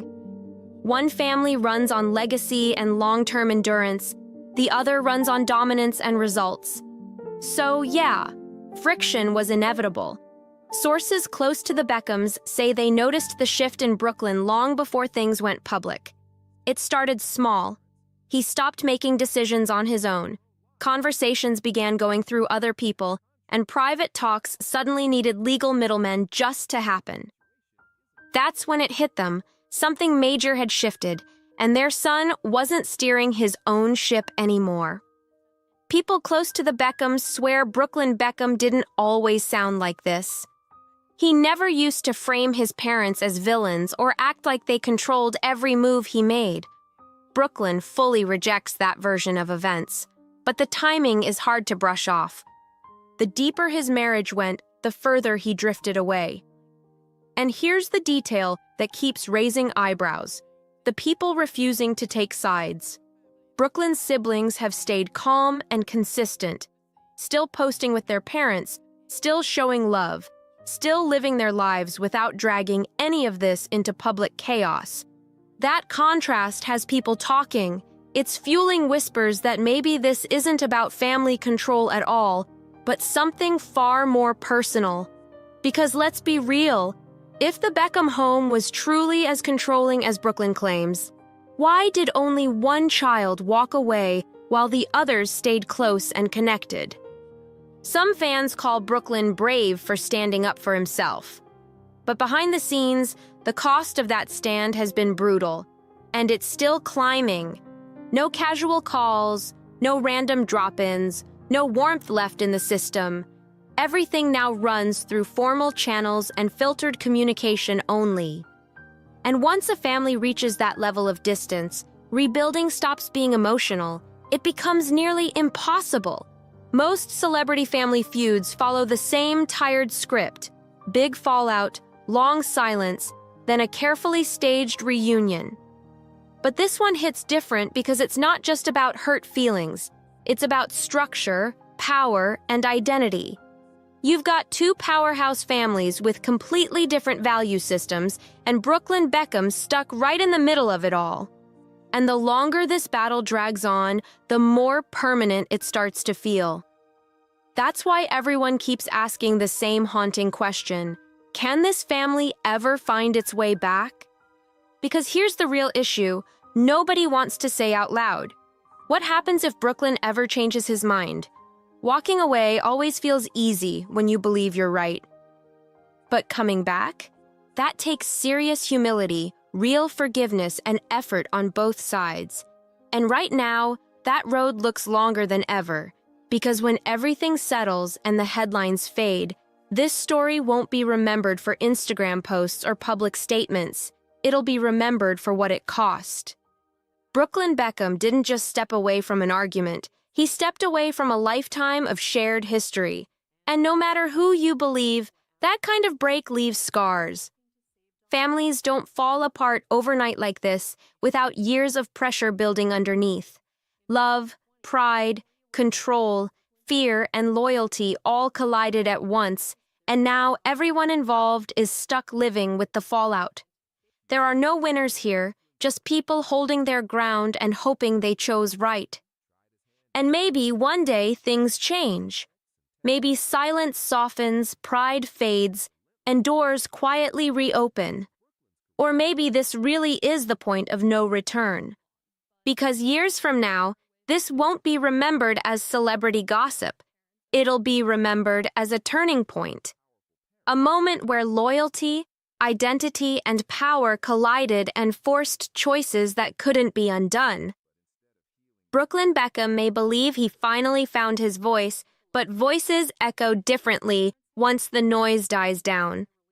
Family fractures don't announce when they're permanent.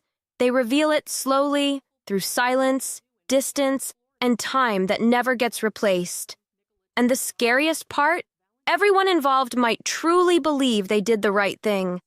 This isn't about villains or heroes anymore. It's about what happens when love mixes with control and independence comes with isolation. Whether this story ends in reconciliation or regret is still unwritten, but the damage is already real.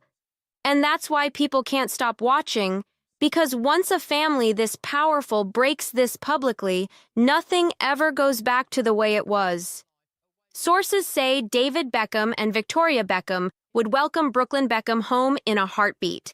No grudges, no lectures, no conditions, just open arms. But the real question is whether everyone else in this picture would allow that kind of reunion to happen. Would Nicola Peltz support Brooklyn rebuilding that bond, or would it change the balance she's fought to protect? And what about Nelson Peltz? Would he even be okay with that door reopening, or has the line already been crossed for good? Right now, the Beckham family seems split into two completely different worlds. One moving forward together, smiling in public, staying unified. The other standing miles apart, pride locked in place, nobody reaching first. Brooklyn swears he has no regrets. David and Victoria say they'll wait as long as it takes. And Nicola remains front and center, calm, steady, and unshaken.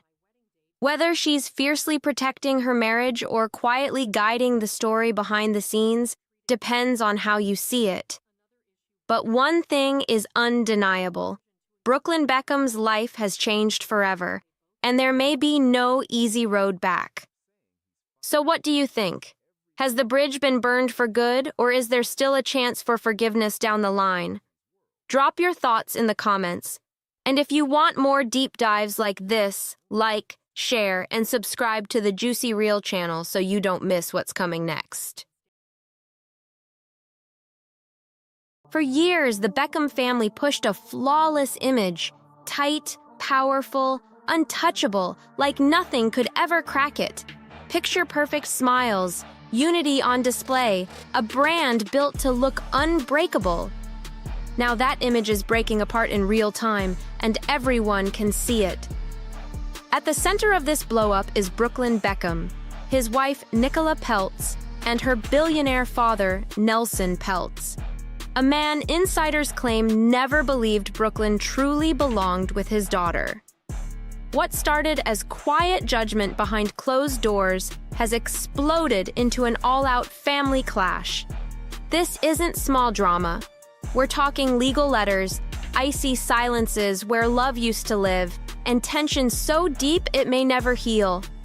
Lines got crossed, bridges burned, and nobody is pretending anymore. And here's the question people can't stop asking. Is Brooklyn really acting on his own? Or has he been fully pulled into the pelt's orbit? Because behind the glossy Instagram smiles and emotional captions, there's a real power move happening. The true breaking point came when Brooklyn publicly went after his parents in a long, emotional post. He accused David and Victoria Beckham of controlling the story, putting the brand first, and showing repeated disrespect toward his wife. And that changed everything. He didn't hold back at all. There was no soft landing, no room to twist it later. Brooklyn made one thing crystal clear. He was choosing Nicola, and reconciliation wasn't even on the table anymore.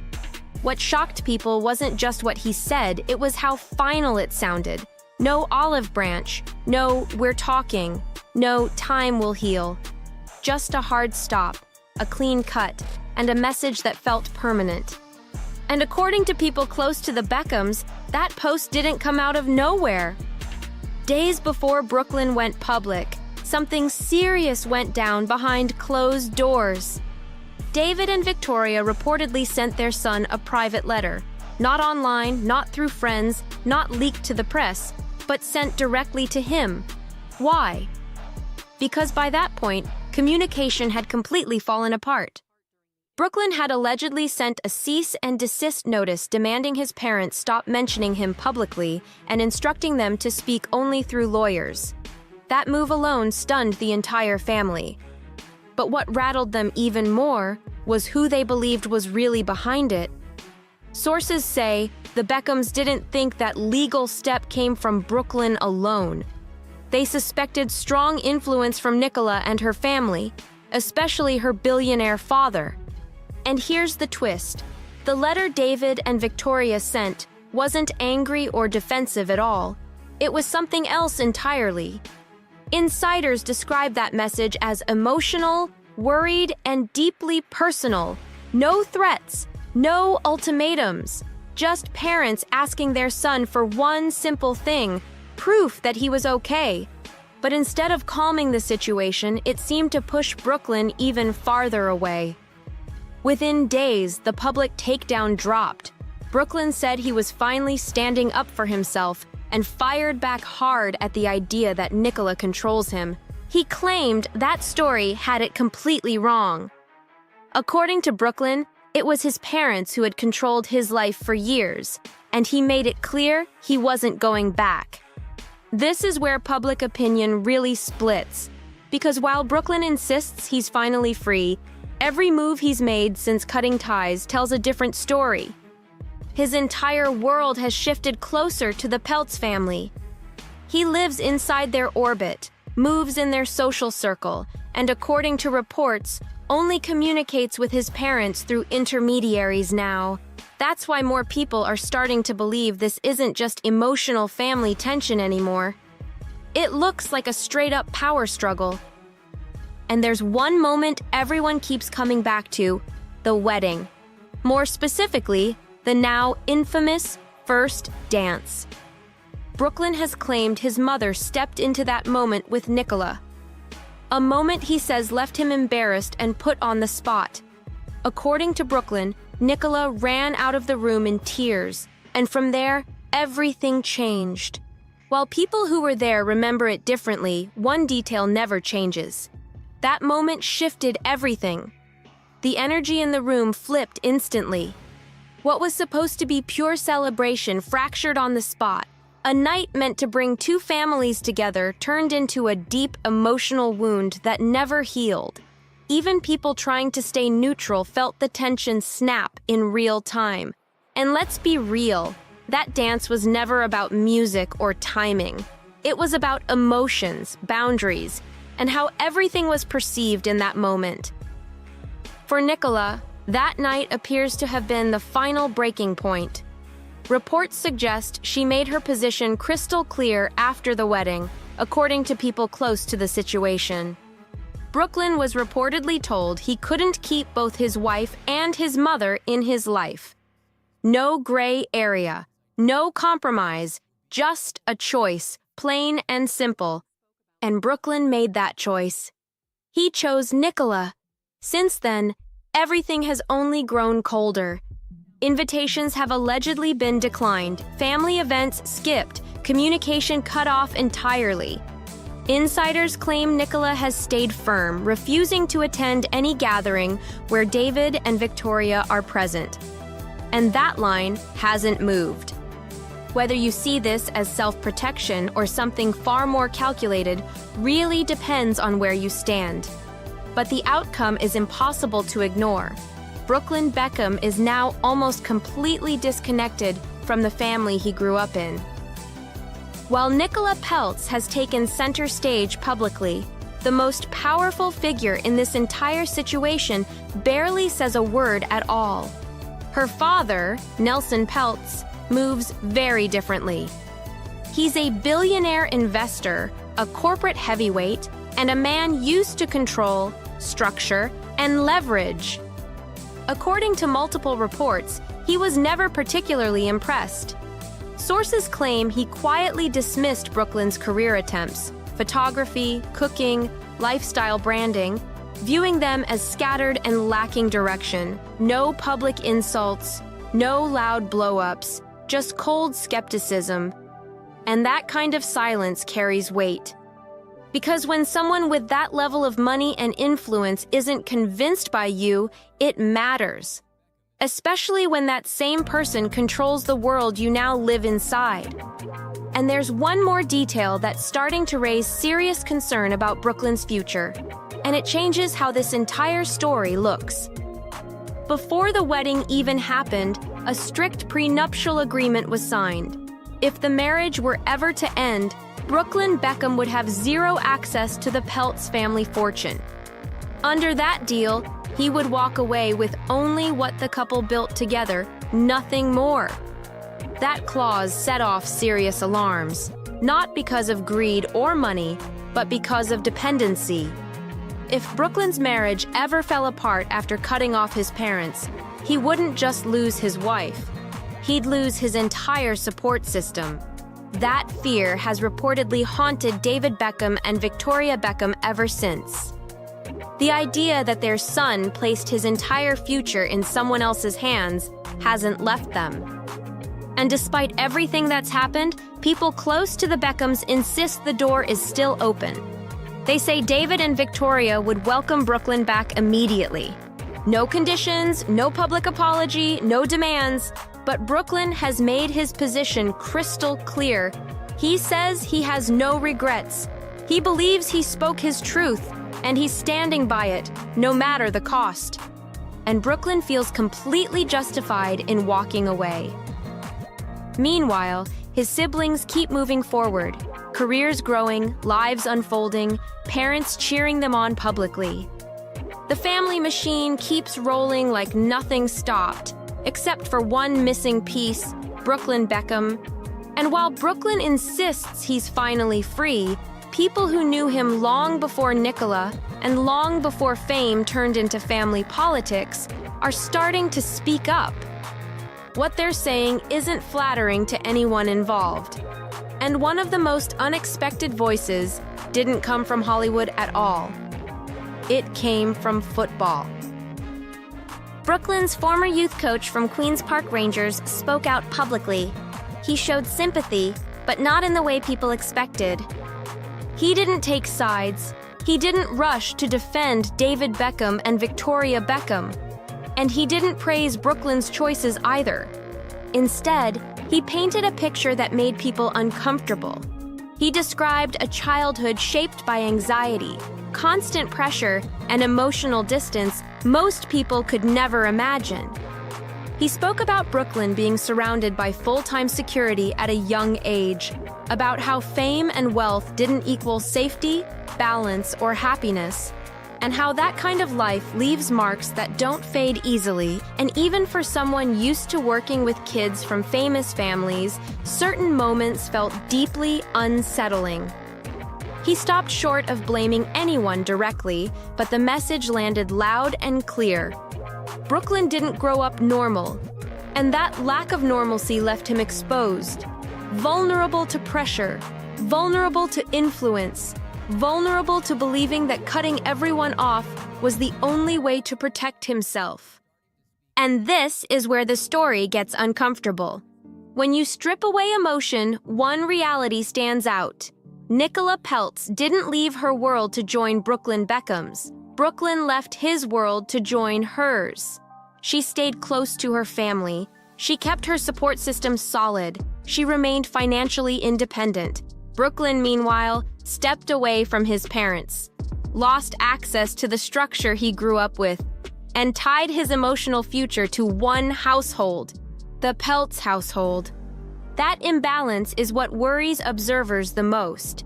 Not because Nicola is some villain, not because Brooklyn is weak, but because isolation is powerful. When one person or one family becomes your only emotional anchor, their influence grows, even without direct control. And while headlines keep dragging his name back into the spotlight, Nelson Peltz has stayed completely silent, and that silence speaks louder than words. No denials, no clarifications, no public defense of his son-in-law at all. And when it comes to Nelson Peltz, that silence doesn't look accidental. It looks strategic. People familiar with his world describe him as decisive, blunt, and completely unimpressed by image alone. Reports suggest he sees Brooklyn Beckham as unfocused, a young man still searching for direction while benefiting from a famous last name. That perception may not be fair, but when power enters the room, perception matters more than feelings. And insiders say Nelson's skepticism only deepened as Brooklyn's conflict with his parents escalated. Because in elite circles, cutting off your family doesn't signal strength. It signals instability. It raises questions. It creates doubt. And there's another quiet force shaping this entire feud: Brooklyn's professional identity, photography, cooking, lifestyle branding. Each new pivot has sparked public scrutiny and, according to reports, private concern inside the Peltz circle.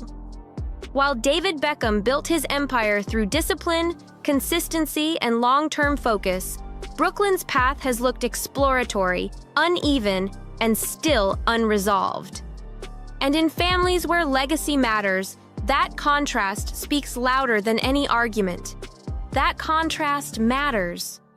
When one family values legacy and endurance, and the other prioritizes results, leverage, and dominance, friction isn't optional. It's inevitable. Insiders suggest Nelson Peltz was never fully convinced. Not that Brooklyn Beckham brought enough to the table financially, strategically, or symbolically. People close to David Beckham and Victoria Beckham say the shift in their son didn't happen overnight. They claim it started quietly. Decisions Brooklyn once made on his own were suddenly deferred. Conversations became filtered. Private family talks started involving lawyers. They insist their son didn't always speak this way, didn't always frame them as villains, didn't always see himself as controlled. Brooklyn completely rejects that version of events. But the timing is hard to ignore. The deeper his marriage became, the further he drifted from his parents, step by step. And one of the most revealing parts of this feud isn't who's involved. It's who isn't. Brooklyn's siblings have stayed connected to their parents. They keep posting together, supporting each other publicly, and building independent lives, without cutting ties. That difference says more than any statement ever could. That contrast has sparked serious speculation. It suggests Brooklyn Beckham's situation might be unique, not systemic. And that raises an uncomfortable question.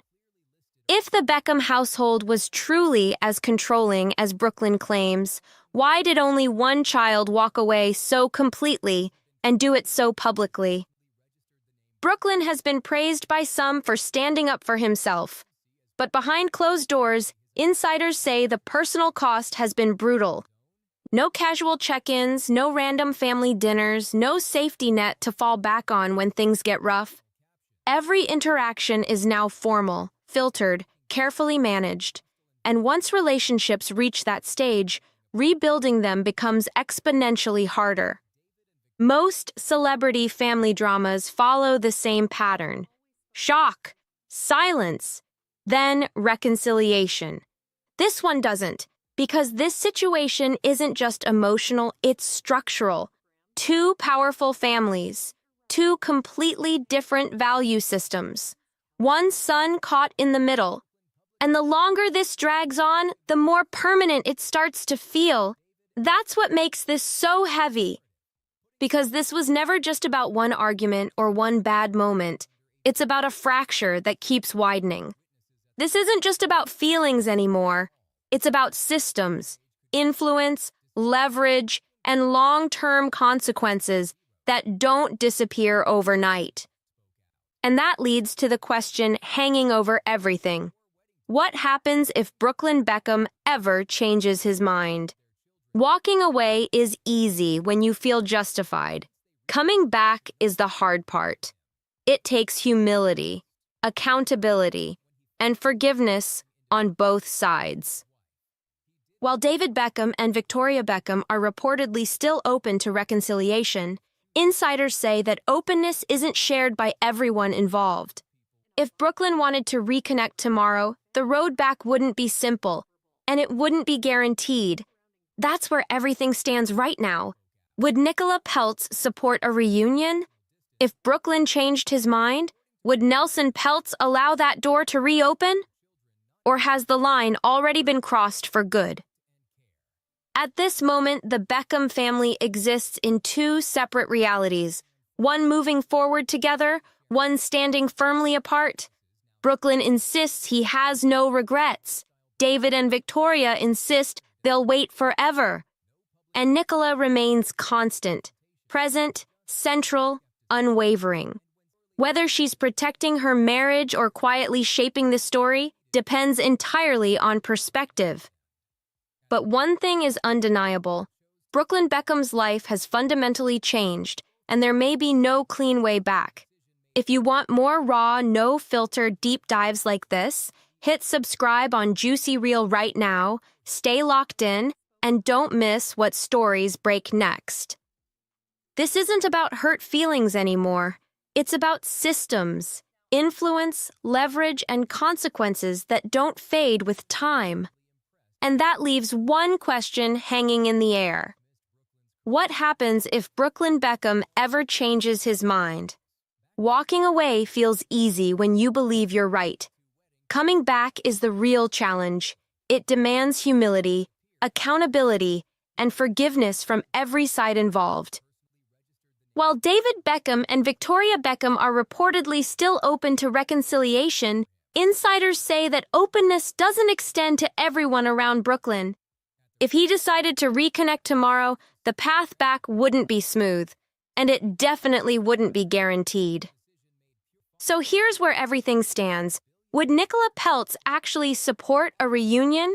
And if Brooklyn did take that step, would Nelson Peltz allow that door to reopen? Or has the line already been crossed for good? Right now, the Beckham family exists in two separate realities, one moving forward together, one standing firm on the outside. Brooklyn says he has no regrets. David and Victoria say they'll wait as long as it takes, and Nicola remains steady, present, central, unshaken. Whether she's protecting her marriage or quietly guiding the narrative depends entirely on perspective.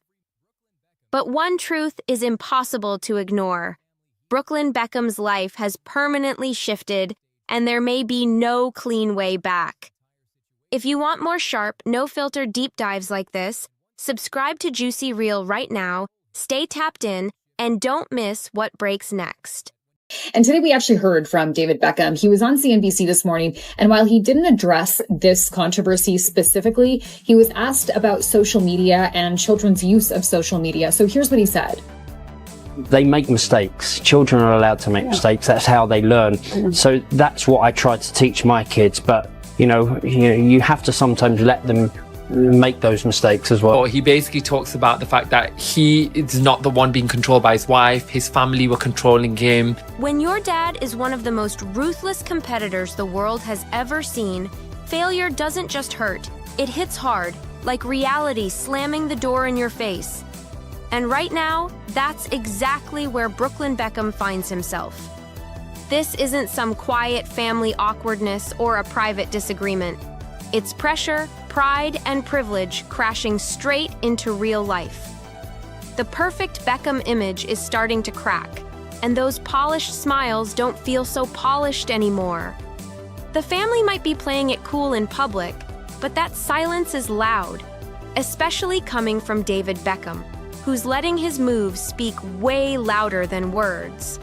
I saw an interview with David. This was like right after Brooklyn released his statement. And he's like, kids make mistakes and you have to let them make mistakes. And it was like a very grounded answer. I was like, he and Victoria, though they may have issues, no family's perfect, are grounded adults. Brooklyn keeps saying he's building his own lane, chasing freedom, independence, and self-made energy. But David's body language, his interviews, and those subtle comments say something very different. There's tension in the air, thick and undeniable, hiding behind calm poses and classy headlines. David isn't throwing shots outright, but when he talks about owning mistakes, earning respect, and grinding for success, it cuts deep.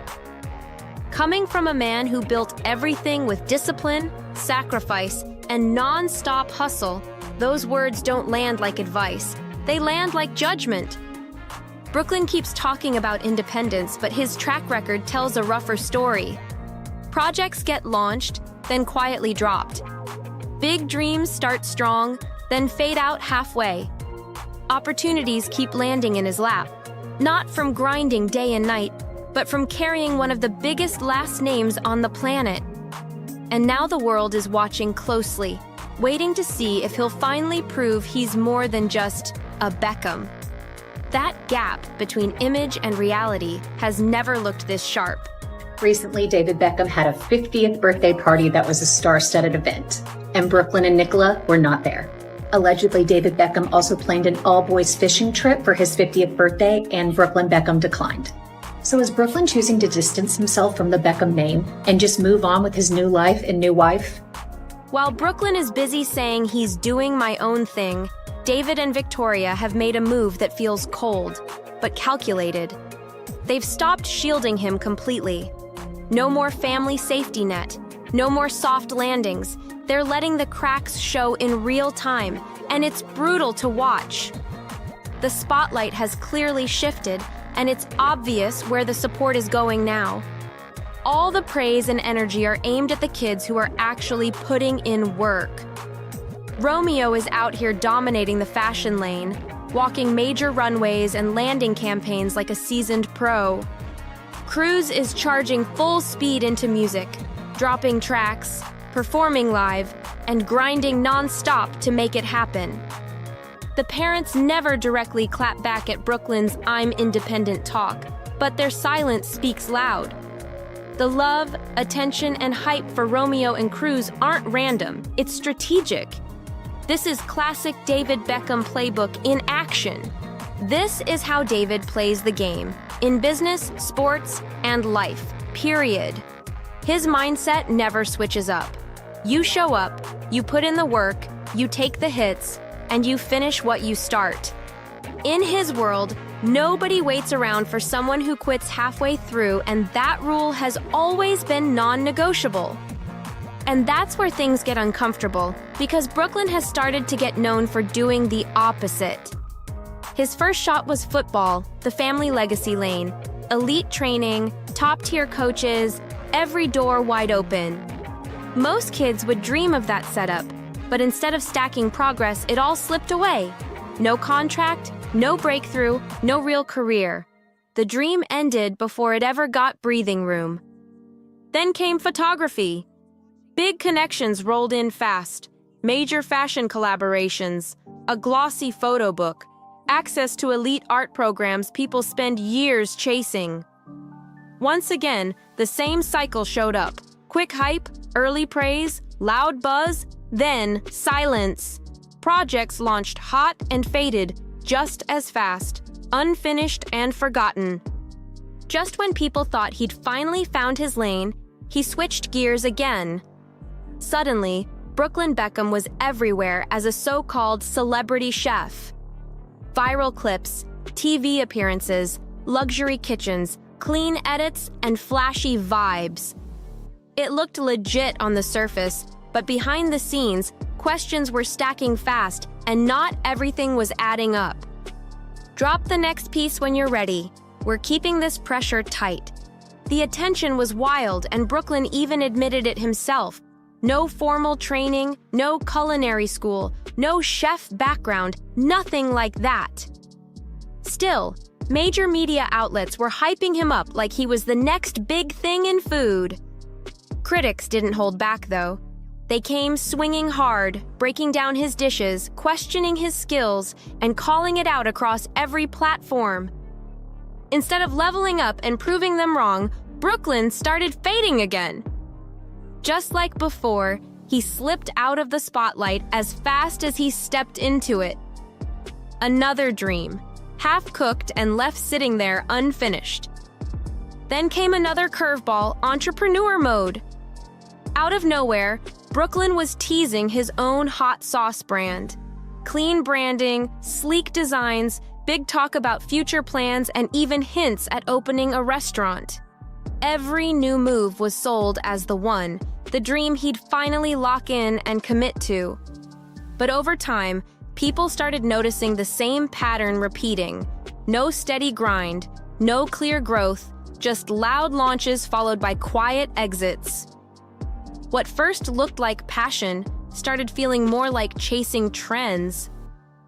That's when the Nepo Baby label stopped sounding like internet jokes and started hitting different.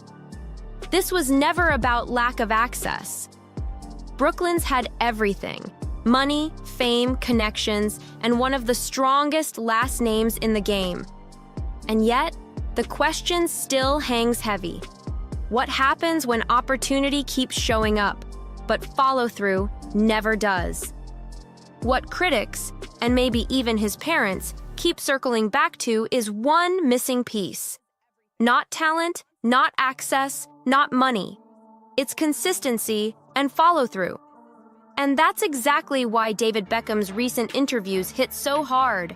When David was asked about parenting and handling mistakes, he didn't sugarcoat anything or rush to protect Brooklyn. He kept it real, talking discipline, responsibility, and owning your failures like an adult. No excuses, no emotional cover-ups. His tone wasn't angry, it was calm, sharp, and impossible to misread. He made one thing clear: messing up is human, but that doesn't mean you escape consequences. Every choice has a price, and sometimes the toughest lessons come from the people who care the most. Independence isn't about loud statements or dramatic distance. It's about proving yourself over time. And while Brooklyn calls his space from the family freedom, the truth cuts deeper. He's still wrapped in comfort, built by a last-name empire. Luxury is guaranteed, but when it comes to work, his career path is still a gamble every single time. There's still one massive question mark hanging in the air, and it's heavy. It's the kind of question David Beckham might be asking privately, away from cameras and headlines. What happens if Nicola Peltz ever walks away? Right now, Brooklyn's entire lifestyle is tied to that marriage. Emotionally, socially, financially, even professionally, everything overlaps. Nicola's family isn't just rich, they're deeply connected. Their reach rivals the Beckham brand itself. Together, it's a powerhouse setup. But take that away, and what's really left for Brooklyn? No solid career foundation. No stable income built fully on his own. Nothing standing firmly on his own 2 feet. That's the harsh truth nobody close to him wants to say out loud. And the comparisons don't help. Critics keep lining him up next to his brothers, and yeah, it stings. Romeo Beckham locked into fashion and never looked back. He trained hard, faced the heat, and came back stronger every season. No shortcuts, just grind. That contrast makes the tension obvious. One brother is laying bricks day by day. The other is still searching for a road that finally holds. Cruz Beckham took a totally different lane, but with the same locked-in mindset. Instead of bouncing between random ideas, Cruz Beckham locked in on his music and stayed there, writing his own songs, performing live, hitting the road to build a real fan base the slow, hard way. No fake hype, no sudden pivots, no shortcuts. Just late nights, steady grind, and real progress. Every step he takes feels earned, not handed to him. And when Cruz or Romeo Beckham hit new milestones, their parents make sure the world sees it. Victoria Beckham's posts aren't just proud mom moments. They're statements. Every photo, every caption feels intentional, like a message being sent without a single word. These are the kids walking the talk, putting in work, earning their shine instead of floating on a last name. Those posts scream something bigger than family pride. They show exactly what the Beckhams value most: hustle, discipline, and real achievement. And yeah, you can bet Brooklyn noticed. How could he not? The internet noticed too. While his name trended for all the wrong reasons, the rest of the Beckham crew stayed tight, united, and unbothered.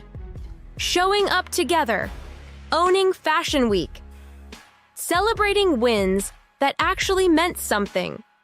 Their silence was loud, louder than any interview could ever be. Life doesn't wait for excuses. It doesn't reward talk. It rewards work. And David Beckham has never believed in shortcuts. His entire legacy was built on discipline, taking hits, and pushing forward no matter how brutal it got. To David Beckham, success isn't a gift you pass down like a family heirloom. It's earned day after day through grind, discipline, and grit. And that's where the painful truth hits hardest. Brooklyn hasn't earned it yet. He keeps talking about wanting independence, space, and freedom from his parents' spotlight.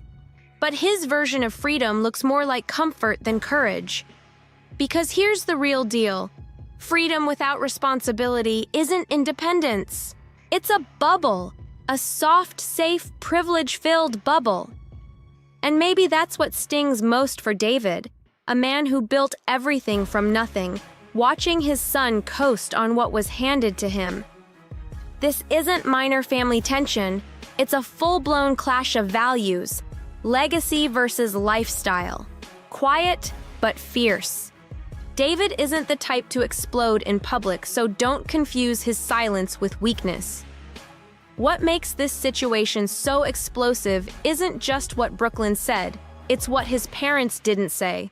No angry interviews, no messy PR, no public scolding. Instead, David and Victoria Beckham made the coldest move possible. They stayed silent, stood united, and let their success do all the talking. They doubled down on what they stand for: loyalty, hard work, and consistency. And by saying nothing, they made it crystal clear who in the family truly lives by those values everyone keeps dissecting online. Some people call it icy. Others say it's pure genius. But inside the Beckham household, silence isn't weakness, it's power. It's their way of speaking loud without saying a single word. David Beckham knows the media game better than almost anyone alive. Decades of headlines, scandals, relentless public judgment. If he wanted this whole drama gone, one emotional interview would have shut it down overnight. But he didn't take that route, and that choice says everything. Instead, David stayed quiet and let Brooklyn do the talking, and that move screams confidence, not fear. Because when Brooklyn finally aired out his frustrations, he didn't expose shocking secrets or dark betrayals. What he revealed was way more personal, a buildup of resentment fueled by missed chances and constant disappointment. At this point, it's not about control anymore. It's about consequences. Brooklyn keeps calling it freedom, saying he's carving his own path. But when you line up the timeline, it doesn't add up. He didn't walk away with a clear plan, no solid career, no real vision. He just stepped back and labeled it independence. He created emotional distance, public distance, even symbolic distance, but distance alone doesn't equal direction. And that gap is exactly where the tension keeps growing. But let's be real, distance isn't direction. You can walk away from your family's shadow all you want. But if you don't know where you're headed, that so-called freedom doesn't mean much at all. And for someone like David Beckham, that truth hits deep. His entire career was forged under pressure. He lived in the spotlight, took hits from every angle, faced non-stop criticism, and never ran from it. Instead, he used that heat to get sharper, stronger, and more locked in. That's the difference. One man learned from the fire, the other keeps trying to escape it. That's the standard David lives by, and the same one he expects his son to rise to. No shortcuts, no excuses, no pity. David's been dragged through the mud by the world and still stood tall, booed by his own country, ripped apart by brutal headlines, humiliated on a global stage, blamed for losses that shattered national pride. And what did he do after all that? He didn't crumble. He fought back. He trained harder, focused deeper, and rebuilt himself brick by brick until the same people who once mocked him were cheering his name. That mindset defines him. The standard he breathes. The one he bleeds for. So when he watches Brooklyn jump from football to photography, then cooking, then branding, never staying long enough to master anything, it's not just frustrating, it's heartbreaking. And the real issue isn't that Brooklyn failed. The real issue isn't that Brooklyn Beckham failed, it's that he quit. He keeps switching lanes, rebranding, restarting, and expecting applause every time something new drops. That's what cuts deep, the lack of endurance behind all the noise. Even the projects he still has running feel like they lean more on fame than actual craft. His cooking clips blow up online, not because the food is groundbreaking, but because the last name carries weight. The attention comes fast, but not from mastery. His products move because of the Beckham brand, not the grind behind the label. His invites and appearances come from connections, not hard-earned merit. And that's where the sting of the Nepo baby label hits hardest. Nepotism might open the door, sure, but it won't keep it open forever. Sooner or later, the work has to speak for itself. Brooklyn isn't the first celebrity kid to ride a legacy wave, but he's becoming the clearest example of what happens when privilege isn't matched with persistence. A famous name gets you noticed. Only grind earns respect. Others in his position, actors, designers, musicians, entrepreneurs, pick a lane and stay there. They fall, learn, grow in public. Every setback shows evolution. But Brooklyn keeps hitting restart like it's a personal safety net, one that never snaps. And that net is stitched together from his parents' fame and his wife's fortune. And as long as it holds, the pressure to truly push through never fully hits. And there's also the quiet comfort of knowing failure will never hit him the way it hits everyone else. That's when the spotlight swings right back to Nicola Peltz. Brooklyn has made it crystal clear. This marriage isn't just part of his life, it is his life right now. He credits Nicola for everything, his peace, his confidence, his so-called independence. She's the center of his world. But critics, and let's be honest, probably even his parents, see something risky forming behind that picture. A perfect love story where independence leans way too heavily on someone else. And that's not freedom. That's dependence wearing a clean outfit. If Nicola is providing emotional balance, financial stability, and social protection, then where does Brooklyn's real autonomy actually sit? That's not gossip. That's a fair and necessary question, because right now, his identity feels tied more to who's standing next to him than who he is on his own. And here's the contrast that makes everything sting harder. David Beckham didn't build freedom through comfort. He earned it through grit. He wasn't standing in anyone's shadow. He was creating his own light, brick by brick, mistake by mistake. He built his legacy through failure, discipline, and consistency. That's what real independence looks like. Not inherited, not borrowed, earned. And that's exactly why the gap between Brooklyn and his younger brothers feels so sharp. One side is built on grind. The other still leans on safety. Romeo Beckham didn't just stroll into fashion and coast. He grinded. Season after season, city after city. Showing up, walking runways, proving himself in an industry that chews people up and spits them out fast. Even famous names don't get unlimited chances. In fashion, you don't get called back out of pity, you get called back because you deliver results. And Romeo has been doing exactly that. Earning respect one runway at a time. No shortcuts, no safety net vibes. Then there's Cruz Beckham. He could have treated music like a side hobby, something casual to pass the time. But he didn't. He locked in like it was his craft.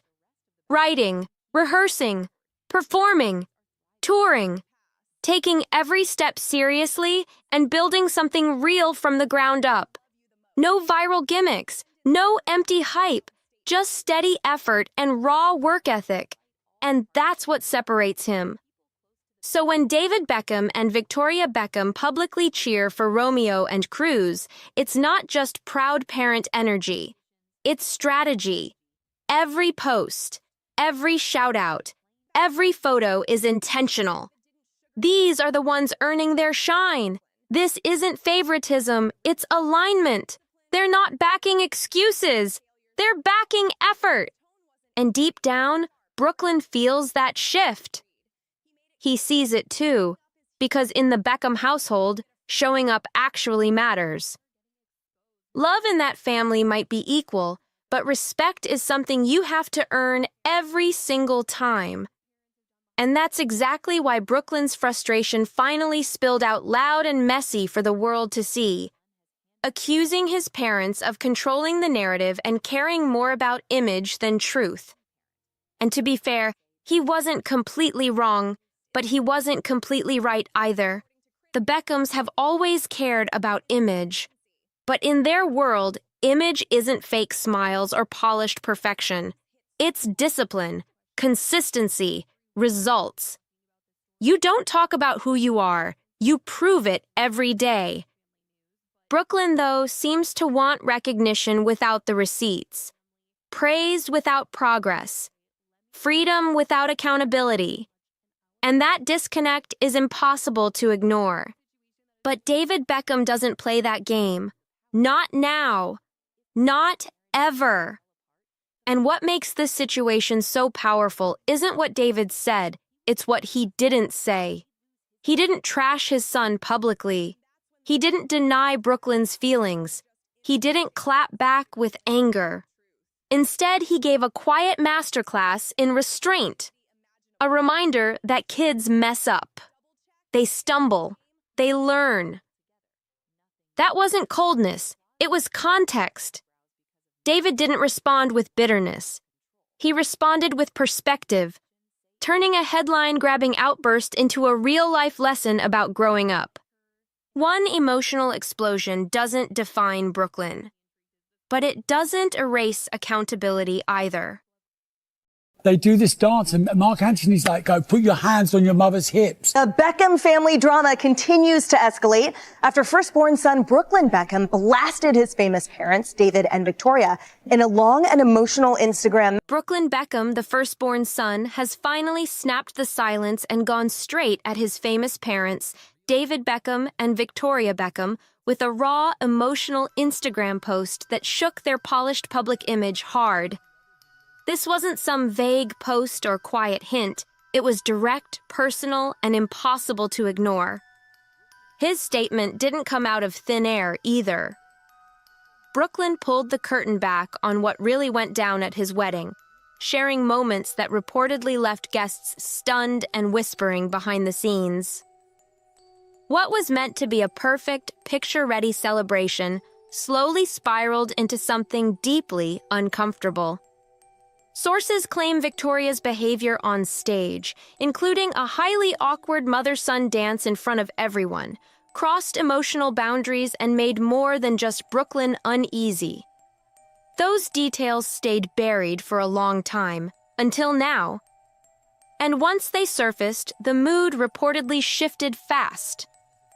According to Brooklyn, that night wasn't just embarrassing, it became a turning point, a moment that forced him to face years of pressure, control, and silence. He says it played a major role in why he chose to step back from his family entirely and reclaim his own space. On January 19th, Brooklyn posted a long, detailed statement laying it all out from his perspective. He explained why he's done staying quiet, what pushed him over the edge, and how he plans to move forward after years of swallowing his truth.